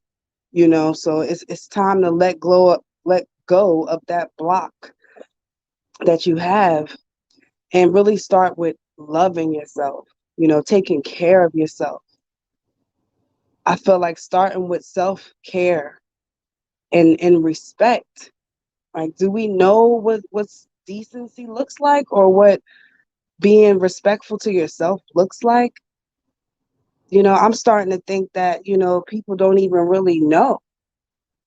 I want to give you that benefit of the doubt. You know what I mean? Even though with so many different examples, but if you're watching the TV, you're probably not going to see that many.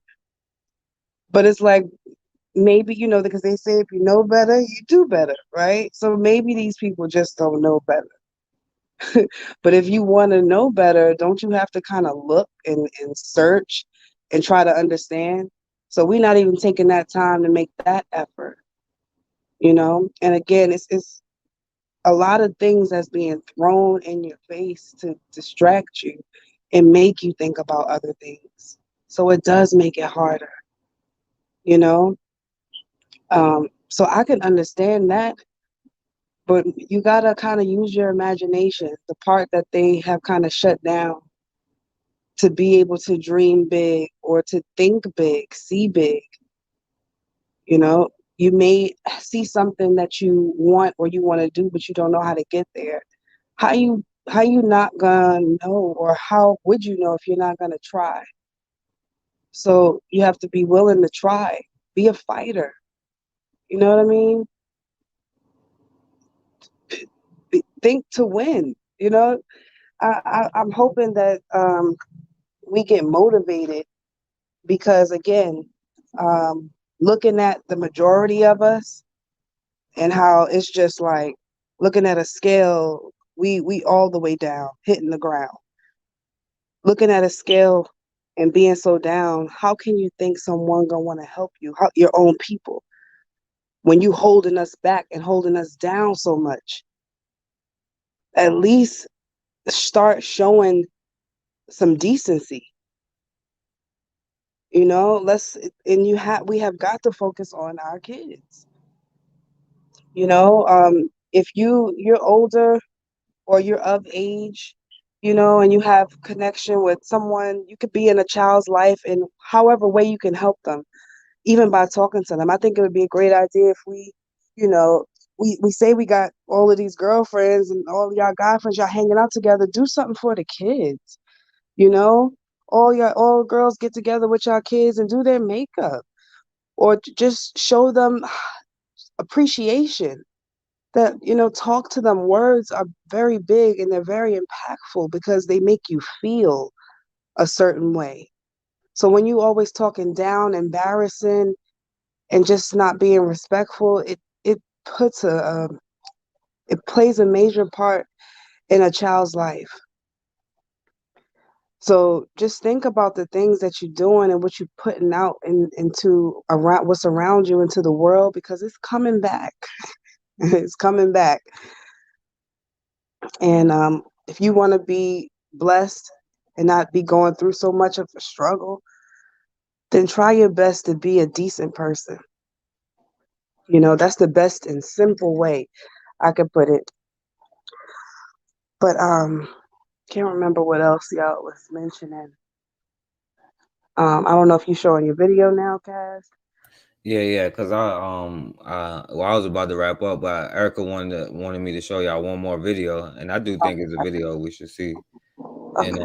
And Bukario, I am singling out that that Polish kike bitch, because I've been trying to upload my video this whole time, and I can't do it. So I probably gonna have to just have the premiere tomorrow because it's not coming up right now. But and Bukari, by the way, I don't know, bro, because we got to start talking about this Rainbow Coalition and stuff, and power to all the people, my brother. You know what I'm saying? We can't be like that. You know what I'm saying? We got to have. What's up? Time to work. Yeah, Bukari. So I don't know how you feel about that, but yeah, it's power to the people, power to all the people, all the oppressed people of the world, my brother. I absolutely agree. Yeah, because we got friends in every corner of the universe. You know what I'm saying? Everybody got our back. But they power to all people till you say something about Africans, then they quick to say you got to be careful dealing with them now, but it's okay with everybody else. Remember that? Mm-hmm. Yeah, but it's still power to the rest of the people of the world. You know what I'm saying? Except for the black people. Yep. But, Forget that. We have to create that narrative at this point. And last thing I did want to point out, for the people that do got white friends and think that they are really your friends, like, put them to the test. You know what I mean? Put them to a test publicly. You know what I mean? On video. See if they're willing to do that. Since they're your friends. And I promise that will really show you the separation where they draw the line, and hopefully it slap you in the face. Hopefully that wake you up. yeah, and let's see how our friends and oppressed people around the world feel about us then. All right, let me show the screen real quick. All right. No blacks. Excuse me. Did you tell my sister you weren't going to serve her because she's black? No, I don't like it. What'd you say? No. Okay, what'd you say then? No more here. No more here. Yeah, no more. Because she's black, because another black person took your food and didn't pay, so you're not going to serve my sister? People don't pay money. What does that have to do with her? She's paying you. She's paying you. You can't do that. You can't do that, sir. That's discrimination. You can't tell her you're not going to serve her because she's black and what somebody else did today. You don't have anything to do with that. Excuse me? Okay, I just want you to know I got you on camera. What does that have to do with us? I don't know who you're talking about, sir. We're not affiliated with them. That has nothing to do with us. So you're not going to serve any black people because of what somebody else did earlier today? Sounds like you need to call the police and take that up with them. But what does that have to do with other customers? Okay. So I thought I would never have to do something like this, but this gentleman at Norris Japan at Fox Valley Mall told my younger sister that he wasn't going to serve her because somebody else that we're not related to, or somebody else that we don't even know, apparently stole some food from him today and didn't pay. He's saying didn't pay no money. So you guys hear what he's saying. So okay, well, what's worse, that person that we don't know not paying you $5 or us suing you for discrimination? What's worse? Oh, because we all have the same face. Oh, okay. So whoever didn't pay you $10 is going to be worse than us suing you for discrimination. It's more than $10. Oh, okay. More than $10. Okay. So we all look alike. So somebody somebody else earlier in the day came and took the food and then I'm sorry?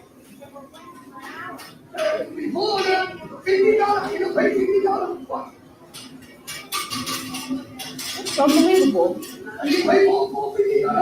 Don't support. Oh, okay. Okay. So we all look alike. So somebody else earlier in the day came and took the food and then I'm sorry? My sister spends money with you guys every time we come to the farm. Don't ever come back here ever. We just got here.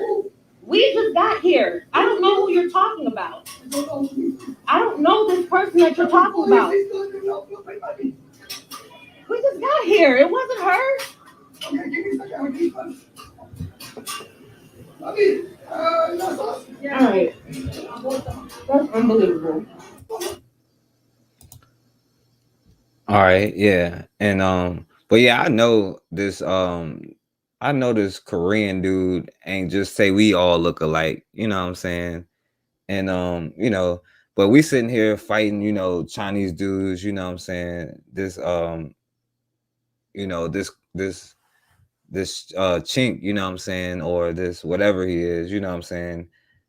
He talking about we all look alike, and then this sister sitting there fighting them to get a part of their dog meat or whatever it is they selling. You know what I'm saying?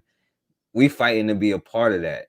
See, we sit here and record and say, like, let me in your establishment. Let me eat your cat meat. You know what I'm saying?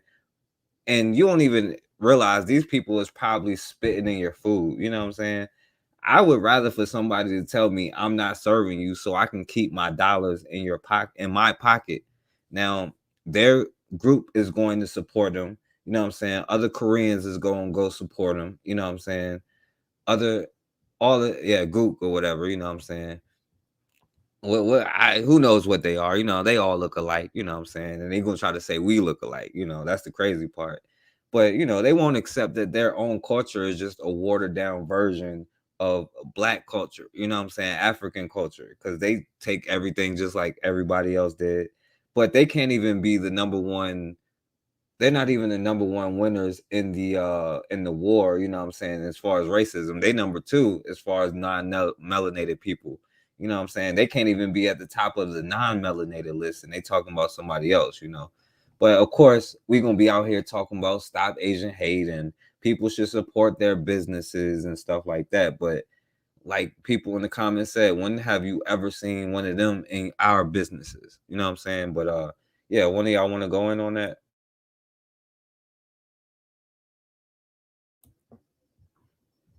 Bakari?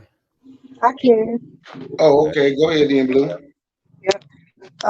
Well, you're right. I agree with you completely on that because that's what I was like. I'm waiting till she like, F you and walk out. Like, I wouldn't, put myself in a position because I'm so used to dealing with haters. Like, you got to recognize it when you see it. He has a personal issue. And that man has a personal issue. Something is wrong with him that he don't like about himself. So he's going to reflect and project that onto you to make you feel like, oh, something is wrong with you. I'm not serving you. You're not worthy of even me taking your money. You know what I mean? There's nothing wrong with you. You know what I mean? You got to really think about it. If you have a business that you're trying to strive in, and would you go that far to tell somebody something like that? No. Like I'm rather go along with this transaction. It's something personally wrong with him, and he's taking it out on her. So we have to stop feeling like we have to prove something to somebody, that, hey, all I seen was, hey, I'm worthy to be served. I'm worthy for you to take my money. Like, you need approval. No. If he don't want to serve you, get the go. What you begging and pleading for at that point? I'm glad we're able to get it on camera now and actually show people what's going on, because it had not been like this. Now that we have cameras and we are all able to get online, from back in the day, all we get to see is pictures. from what was going on. So I'm happy we have access to do this and show the younger people that, hey, this is still going on. But everybody's so surprised. And being that they're so surprised, to me, it's like, okay, do we have short-term memory? Are they not talking about this in Black households? And that's what I think is also not happening. Wanting to not make your child feel fearful of, how they might be looked at going out there, but you rather them find out about it from a stranger and a bad experience to where it might impact them much differently. You know what I mean? Why are you not preparing them with the mindset that they need to have so they can be able to recognize when somebody is not being fair to them? Like to educate your kids and teach them these things. Stop teaching them only about Black on Black issues. Oh, that person is jealous of you and don't let nobody do it. Like, prepare them for what real life, issues that we've been having for so long. We've been having this particular issue longer than we've been having issues with beefing with each other. So I just hope that we see that in that way instead of seeing it as, oh my God, this man won't serve me, I'm gonna file a lawsuit. Well, hey, yeah, if you can and you do, open up a Chinese store right next door. How about that? That's revenge. That's what you call getting back at him.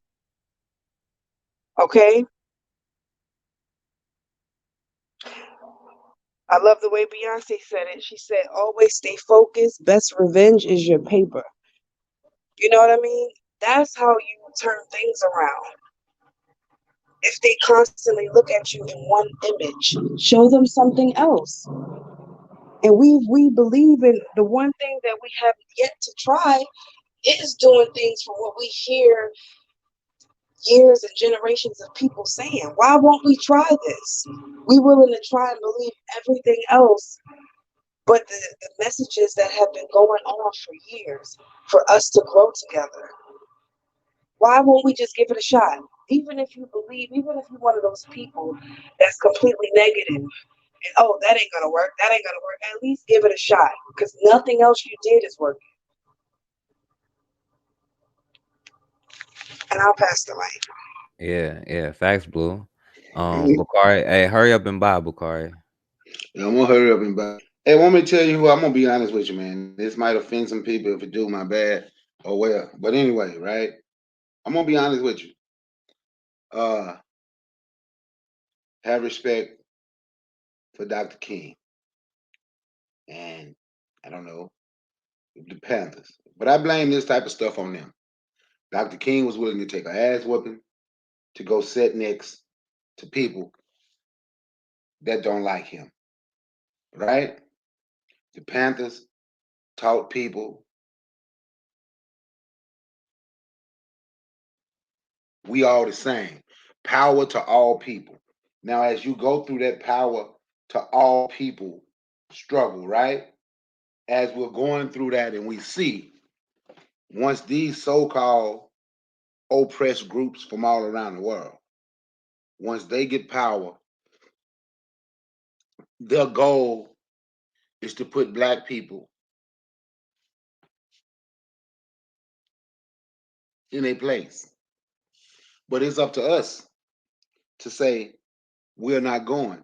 How many of those do we have to see? How many videos? How many people have to be told that we need to shop with us as much as possible?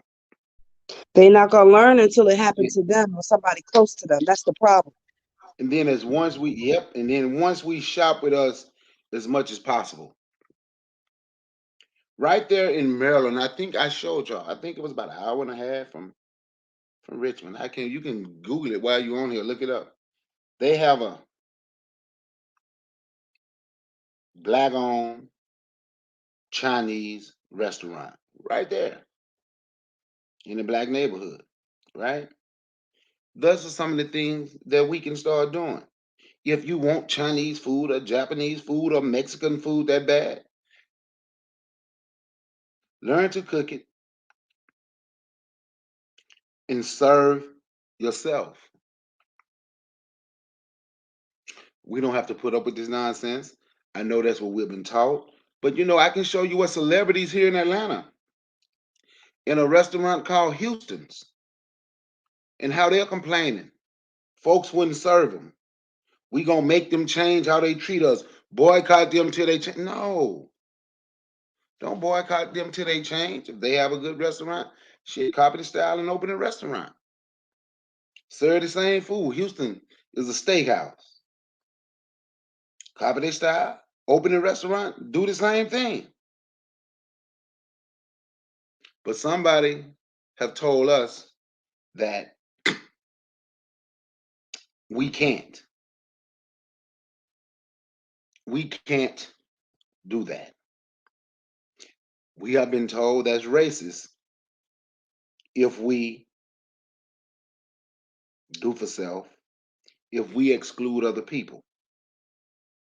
But other people don't mind being racist with us. I'm going to say it again, like I said earlier, and I mean it. Everybody in every other group is doing what they are supposed to do. We're the ones that not. That's why we complain about what other people do, because they're doing what they are supposed to do. We're not. And if somebody needs to know what we need to do, you can put the question in the chat and I'll tell you. I yield the mic.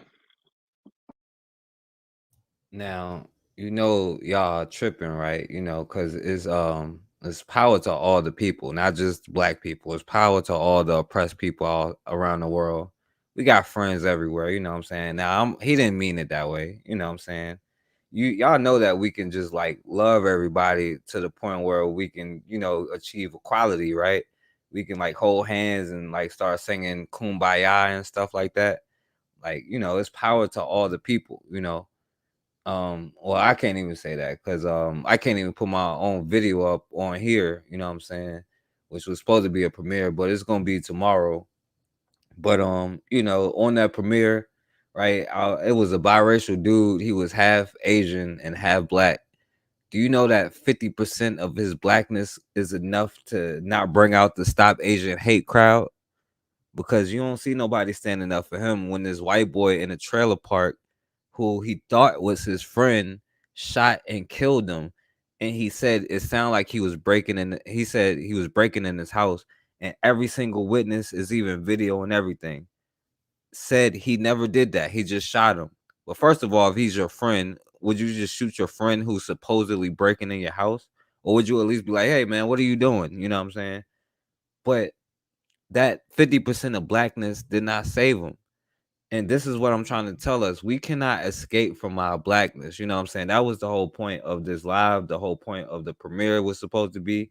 We can't run away from our blackness. We try to procreate or have sex or have children with other people who are not us to try to dilute who we are because maybe we can save our children. But guess what? That mulatto person was with a white girlfriend, got called a nigga lover. You know what I'm saying? The white girl was a nigga lover. You know what I'm saying? This Stop Asian Hate wasn't enough to help this biracial, half Blasian black dude, or they call him a black dude on the story, because when it's murder and all of that stuff is death. Now, see, and I'm not the person who I say you got to have two black parents to be considered black, but we will accept other groups of people, but we won't accept ourselves. We will accept BS from other groups of people, but we won't accept it from ourselves. We will accept knowledge or whatever information blindly from other people, but we can give you information in your face and you still won't believe it until somebody else come along, because we believe that the white man's ice is colder. And I believe that I'm Jamaican, so that makes me different from a black person in America. Or I'm Nigerian, and that makes me different from a black person in Cuba. I'm not the same. I'm not a Negro like you, but you can never escape your blackness. But we hate each other so much that we put ourselves in even more danger trying to escape our blackness and don't even realize it. Like the half Asian dude, he was living in a trailer park and everybody who's not black, and he's dead. But his father probably was like, yo, if I had him in the hood, he'd be dead, because that's self-hatred. But you don't even realize how much everybody else hates your guts, and we trying to escape to them, even if it's just to spite each other. You know what I'm saying? We putting ourselves in danger. Like the other story, the brother, he had a white wife, and he was kind of coonish like the other dude, you know. But guess what? It couldn't save his son. He's that 50% of blackness is a target enough to make your son a target, even with 50% of that. And if you hate yourself so much to the point where you try to escape it by being like biracial or something, then what makes you think your children is going to love a black person if you hate them so much? You're passing that stuff down. There's no escape from blackness. It don't matter where you come from, you'll get snatched up and lynched. You can be from America, you can be from Jamaica, and they don't care who you are. They stick to themselves, you know what I'm saying? Because to them, to those um peckerwoods, to those chinks, to those those gooks, we all look alike. We one big Negro. And when they take us, they're just taking Bakari. If they take Bakari, they're taking me. If they take me, they're taking Blue. If they take Blue, they're taking Guy. If they take Guy, they're taking Maurice. We one big Negro. We the only ones that separate ourselves based off ideology, based off religion, or just based off of, a sports team. We say we when it comes to a sports team, but we won't say we when it comes to black unity or black people. But yo, I appreciate y'all for listening, man. I'm gonna let Bakari and Blue go around. I'm gonna let Blue go first. Bakari, you all right? You want to go first, bro? I'm cool. It don't make a difference. Blue can go. All right. I'll make sure you all right. Blue, you want to go first? No, let the birthday boy go first. Yeah, happy birthday, bro. Yeah, man. Thank you very much, man. Big, the big 5-0. Look, this was a good show. It was something. It is much needed. More of our people need to understand what we're going through, God. We have to stop talking about we the righteous ones and we got to teach everybody else to be righteous, Bakari, God. nah. Peace to all the guys in the earth, Give me a Bakari. peace to all the gods, God, because we got to teach everybody else how they should be righteous, as long as we're righteous, everything gonna be okay. Teach everybody else. Teach them to live like us. Teach them to be like us. And we stand and we say, power to the people. Power to people. Power to all the oppressed people of the world. But when you're talking to that African dude, you better be careful. You see what I'm saying? That's how we see things. That's how we have been done. But we got to start looking at ourselves as a unit, as a complete unit, with nothing but love and respect. We have to understand 4 pillars: respect, love, provide, and protect. And we have to understand that we ain't gonna get along with everybody that's in this mission. There's gonna be problems. Everybody is not gonna get along on everything. You're not gonna agree on everything. Long as you can agree on the most important things, we're gonna build ourselves up. We're gonna put ourselves first, second, third, fourth, fifth, sixth, seven, eight, 9, 10. Then maybe somebody else. Other people problems are other people problems. They have nothing to do with us.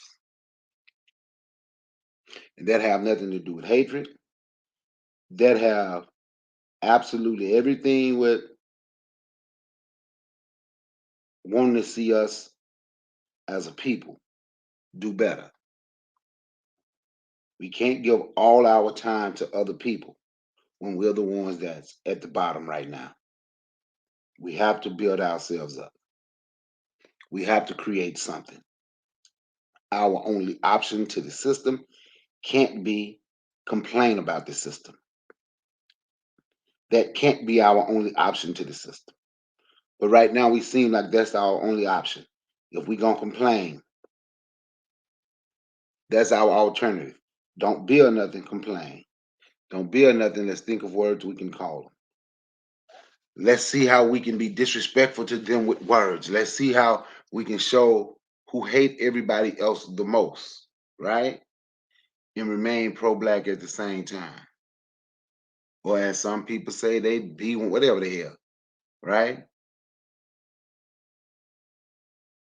That's but our mission has to be, regardless of your ideology, we have to come together.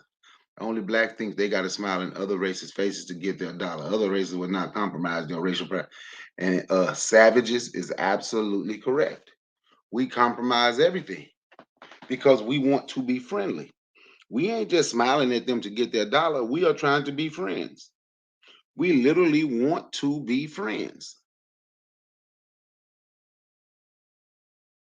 And we have to stop trying to be friends with everyone when everyone is absolutely not trying to be your friend.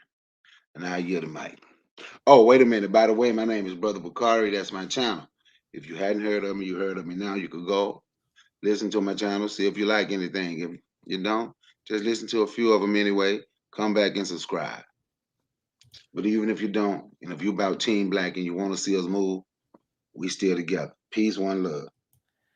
Yo, thank you, Bakari, for coming through on your birthday. I know it's been it wasn't even supposed to be 2 hours. It was supposed to be quick. But hey, Bakari, how you feel, bro? How I feel? I'm 50, but I feel 22. That's what's up, bro. That's good. 50, but I feel 22. That's what's up.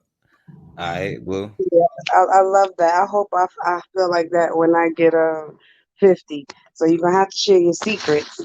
But I couldn't get my voice right, so I just wanted to sing happy birthday.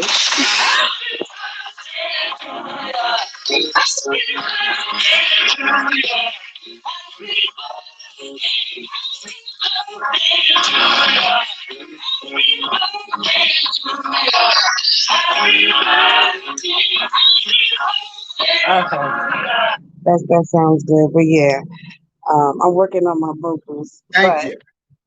Of course.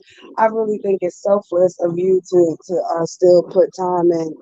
Like, I swear that's dedication. Like, if anybody can think of, would you ever take the time to give back on your birthday? You know, are you that selfish? So thanks for setting a great example. That and I don't know if you did either, Cass. So I don't remember, but like I said, it's a good way to lead by example and show the dedication that we really need to have to try and push for better. We do have to give everything, give all that we have, because every day that we wake up, we are blessed to still be here. It's a thin line. It's a very thin line. Something can happen to you, and the next thing you know, you can't even walk on your own. Be grateful for the basic things, just get more aligned with yourself. Understand the fact that you have a subconscious and then you do have a conscious things that you think about before you do them. But naturally, there's a subconscious, and those are those things that we don't think about before we do them. Like when we go to the grocery store and pick up stuff that we normally get because we like them. But did you ever look at the nutrition facts on it to see what you're putting in your body? Did you ever think about how we're able to feed? I think it's about 58 million animals in the world, but we're not able to feed the homeless. Or why we're getting so many diseases. Do you know 70% of diseases come from animals transferred to humans? Do you know naturally we're not supposed to eat other animals? But because our bodies are made to adapt. That's how amazing our bodies are. Your body is naturally made to adapt. So if there's something you're eating, naturally your body will adapt to that. If it's something that you even with the songs they play on the radio, I mean, from to the basics, they push that on you. And then eventually you start liking this song that you never liked and you don't know why. It's a subconscious thing. You have to align that so that way you can think effectively and actually do the things that you want to do the way you want to do them. Think for yourself. Stop allowing they have started to control us so much down to now that they play those they get us with the marketing schemes. You know, they test them. They are putting. You see how they Valentine's Day stuff was already in the stores. I think like 2 weeks ago. Christmas just ended. They was already building the Valentine's Day setup. You know, and then you watch the TV, you'll see the things that they starting to put out on there and advertising because they want you to spend that money. You know, they go ahead and give you income taxes after you done spent money all year.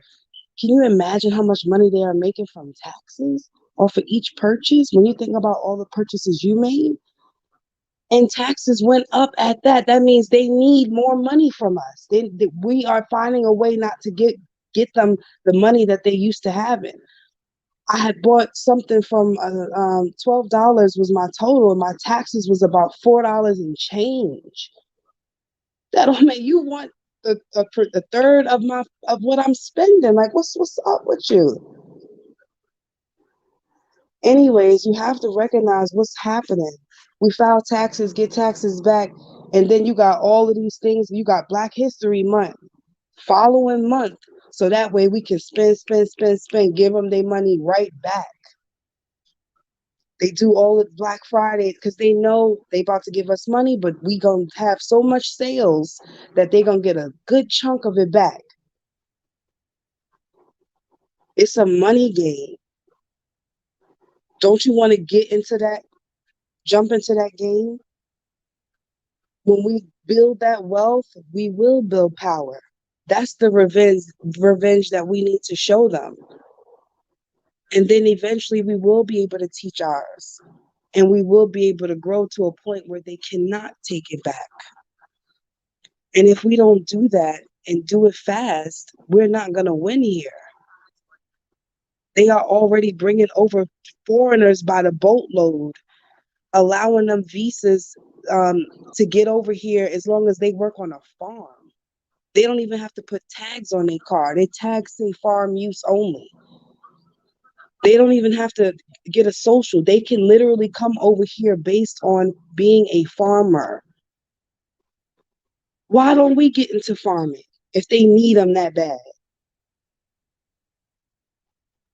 They are going to soon and eventually look to replace us. They're killing us left and right, and we still killing each other. A friend of a friend just found out her baby dad got killed by another group of Black dudes because he was hanging with the wrong person.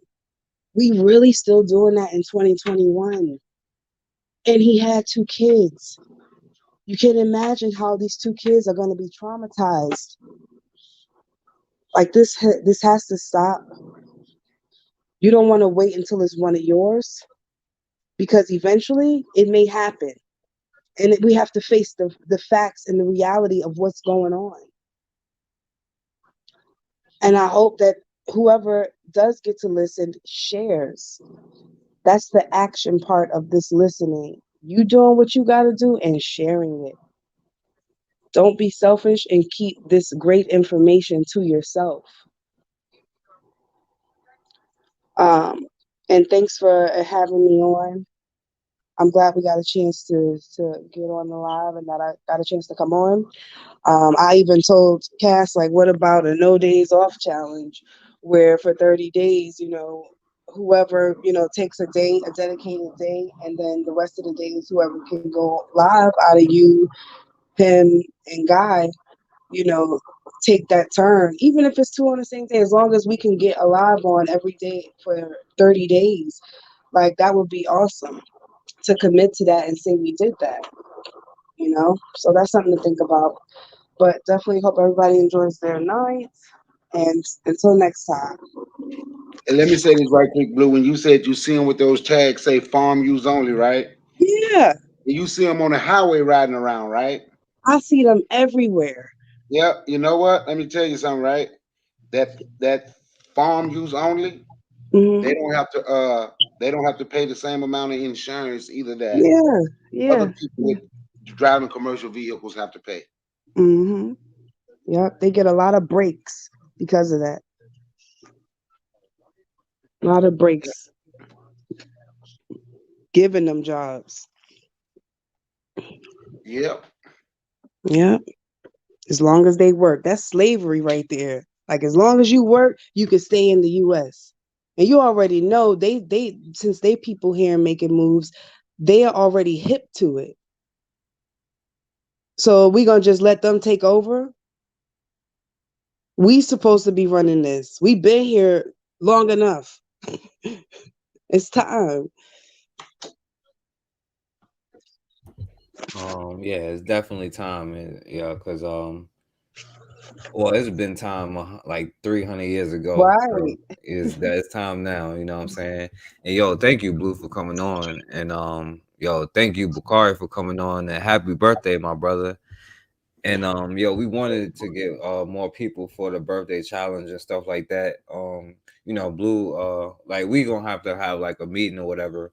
But yeah, Blue definitely talking about having some kind of, stipulations on it or guidelines to it, you know what I'm saying? So everybody can be a part and it can be fair and it don't hurt nobody's pockets and it still be upliftment and a good thing, you know what I'm saying? So like we trying to do all of these things at so even you can contact the email or email any one of us or whatever, and you can definitely be a part of it. Now I was supposed to have the premiere tonight, but I can't. It's not letting me do it, which is the point. And I know I'm sorry to Ben because it's me keep getting caught up doing other stuff. But I was supposed to have a show with him, and we gotta have like that's why I want to show him give him a platform so he can put his platform out there and we can know what he needs for us to be able to help him to get his platform off the ground so we can actually have all of these conversations and not have it be all out on YouTube, you know what I'm saying, and just keep it in our own spaces. But yo, I definitely want to shout out to my brother Guy and to Maurice.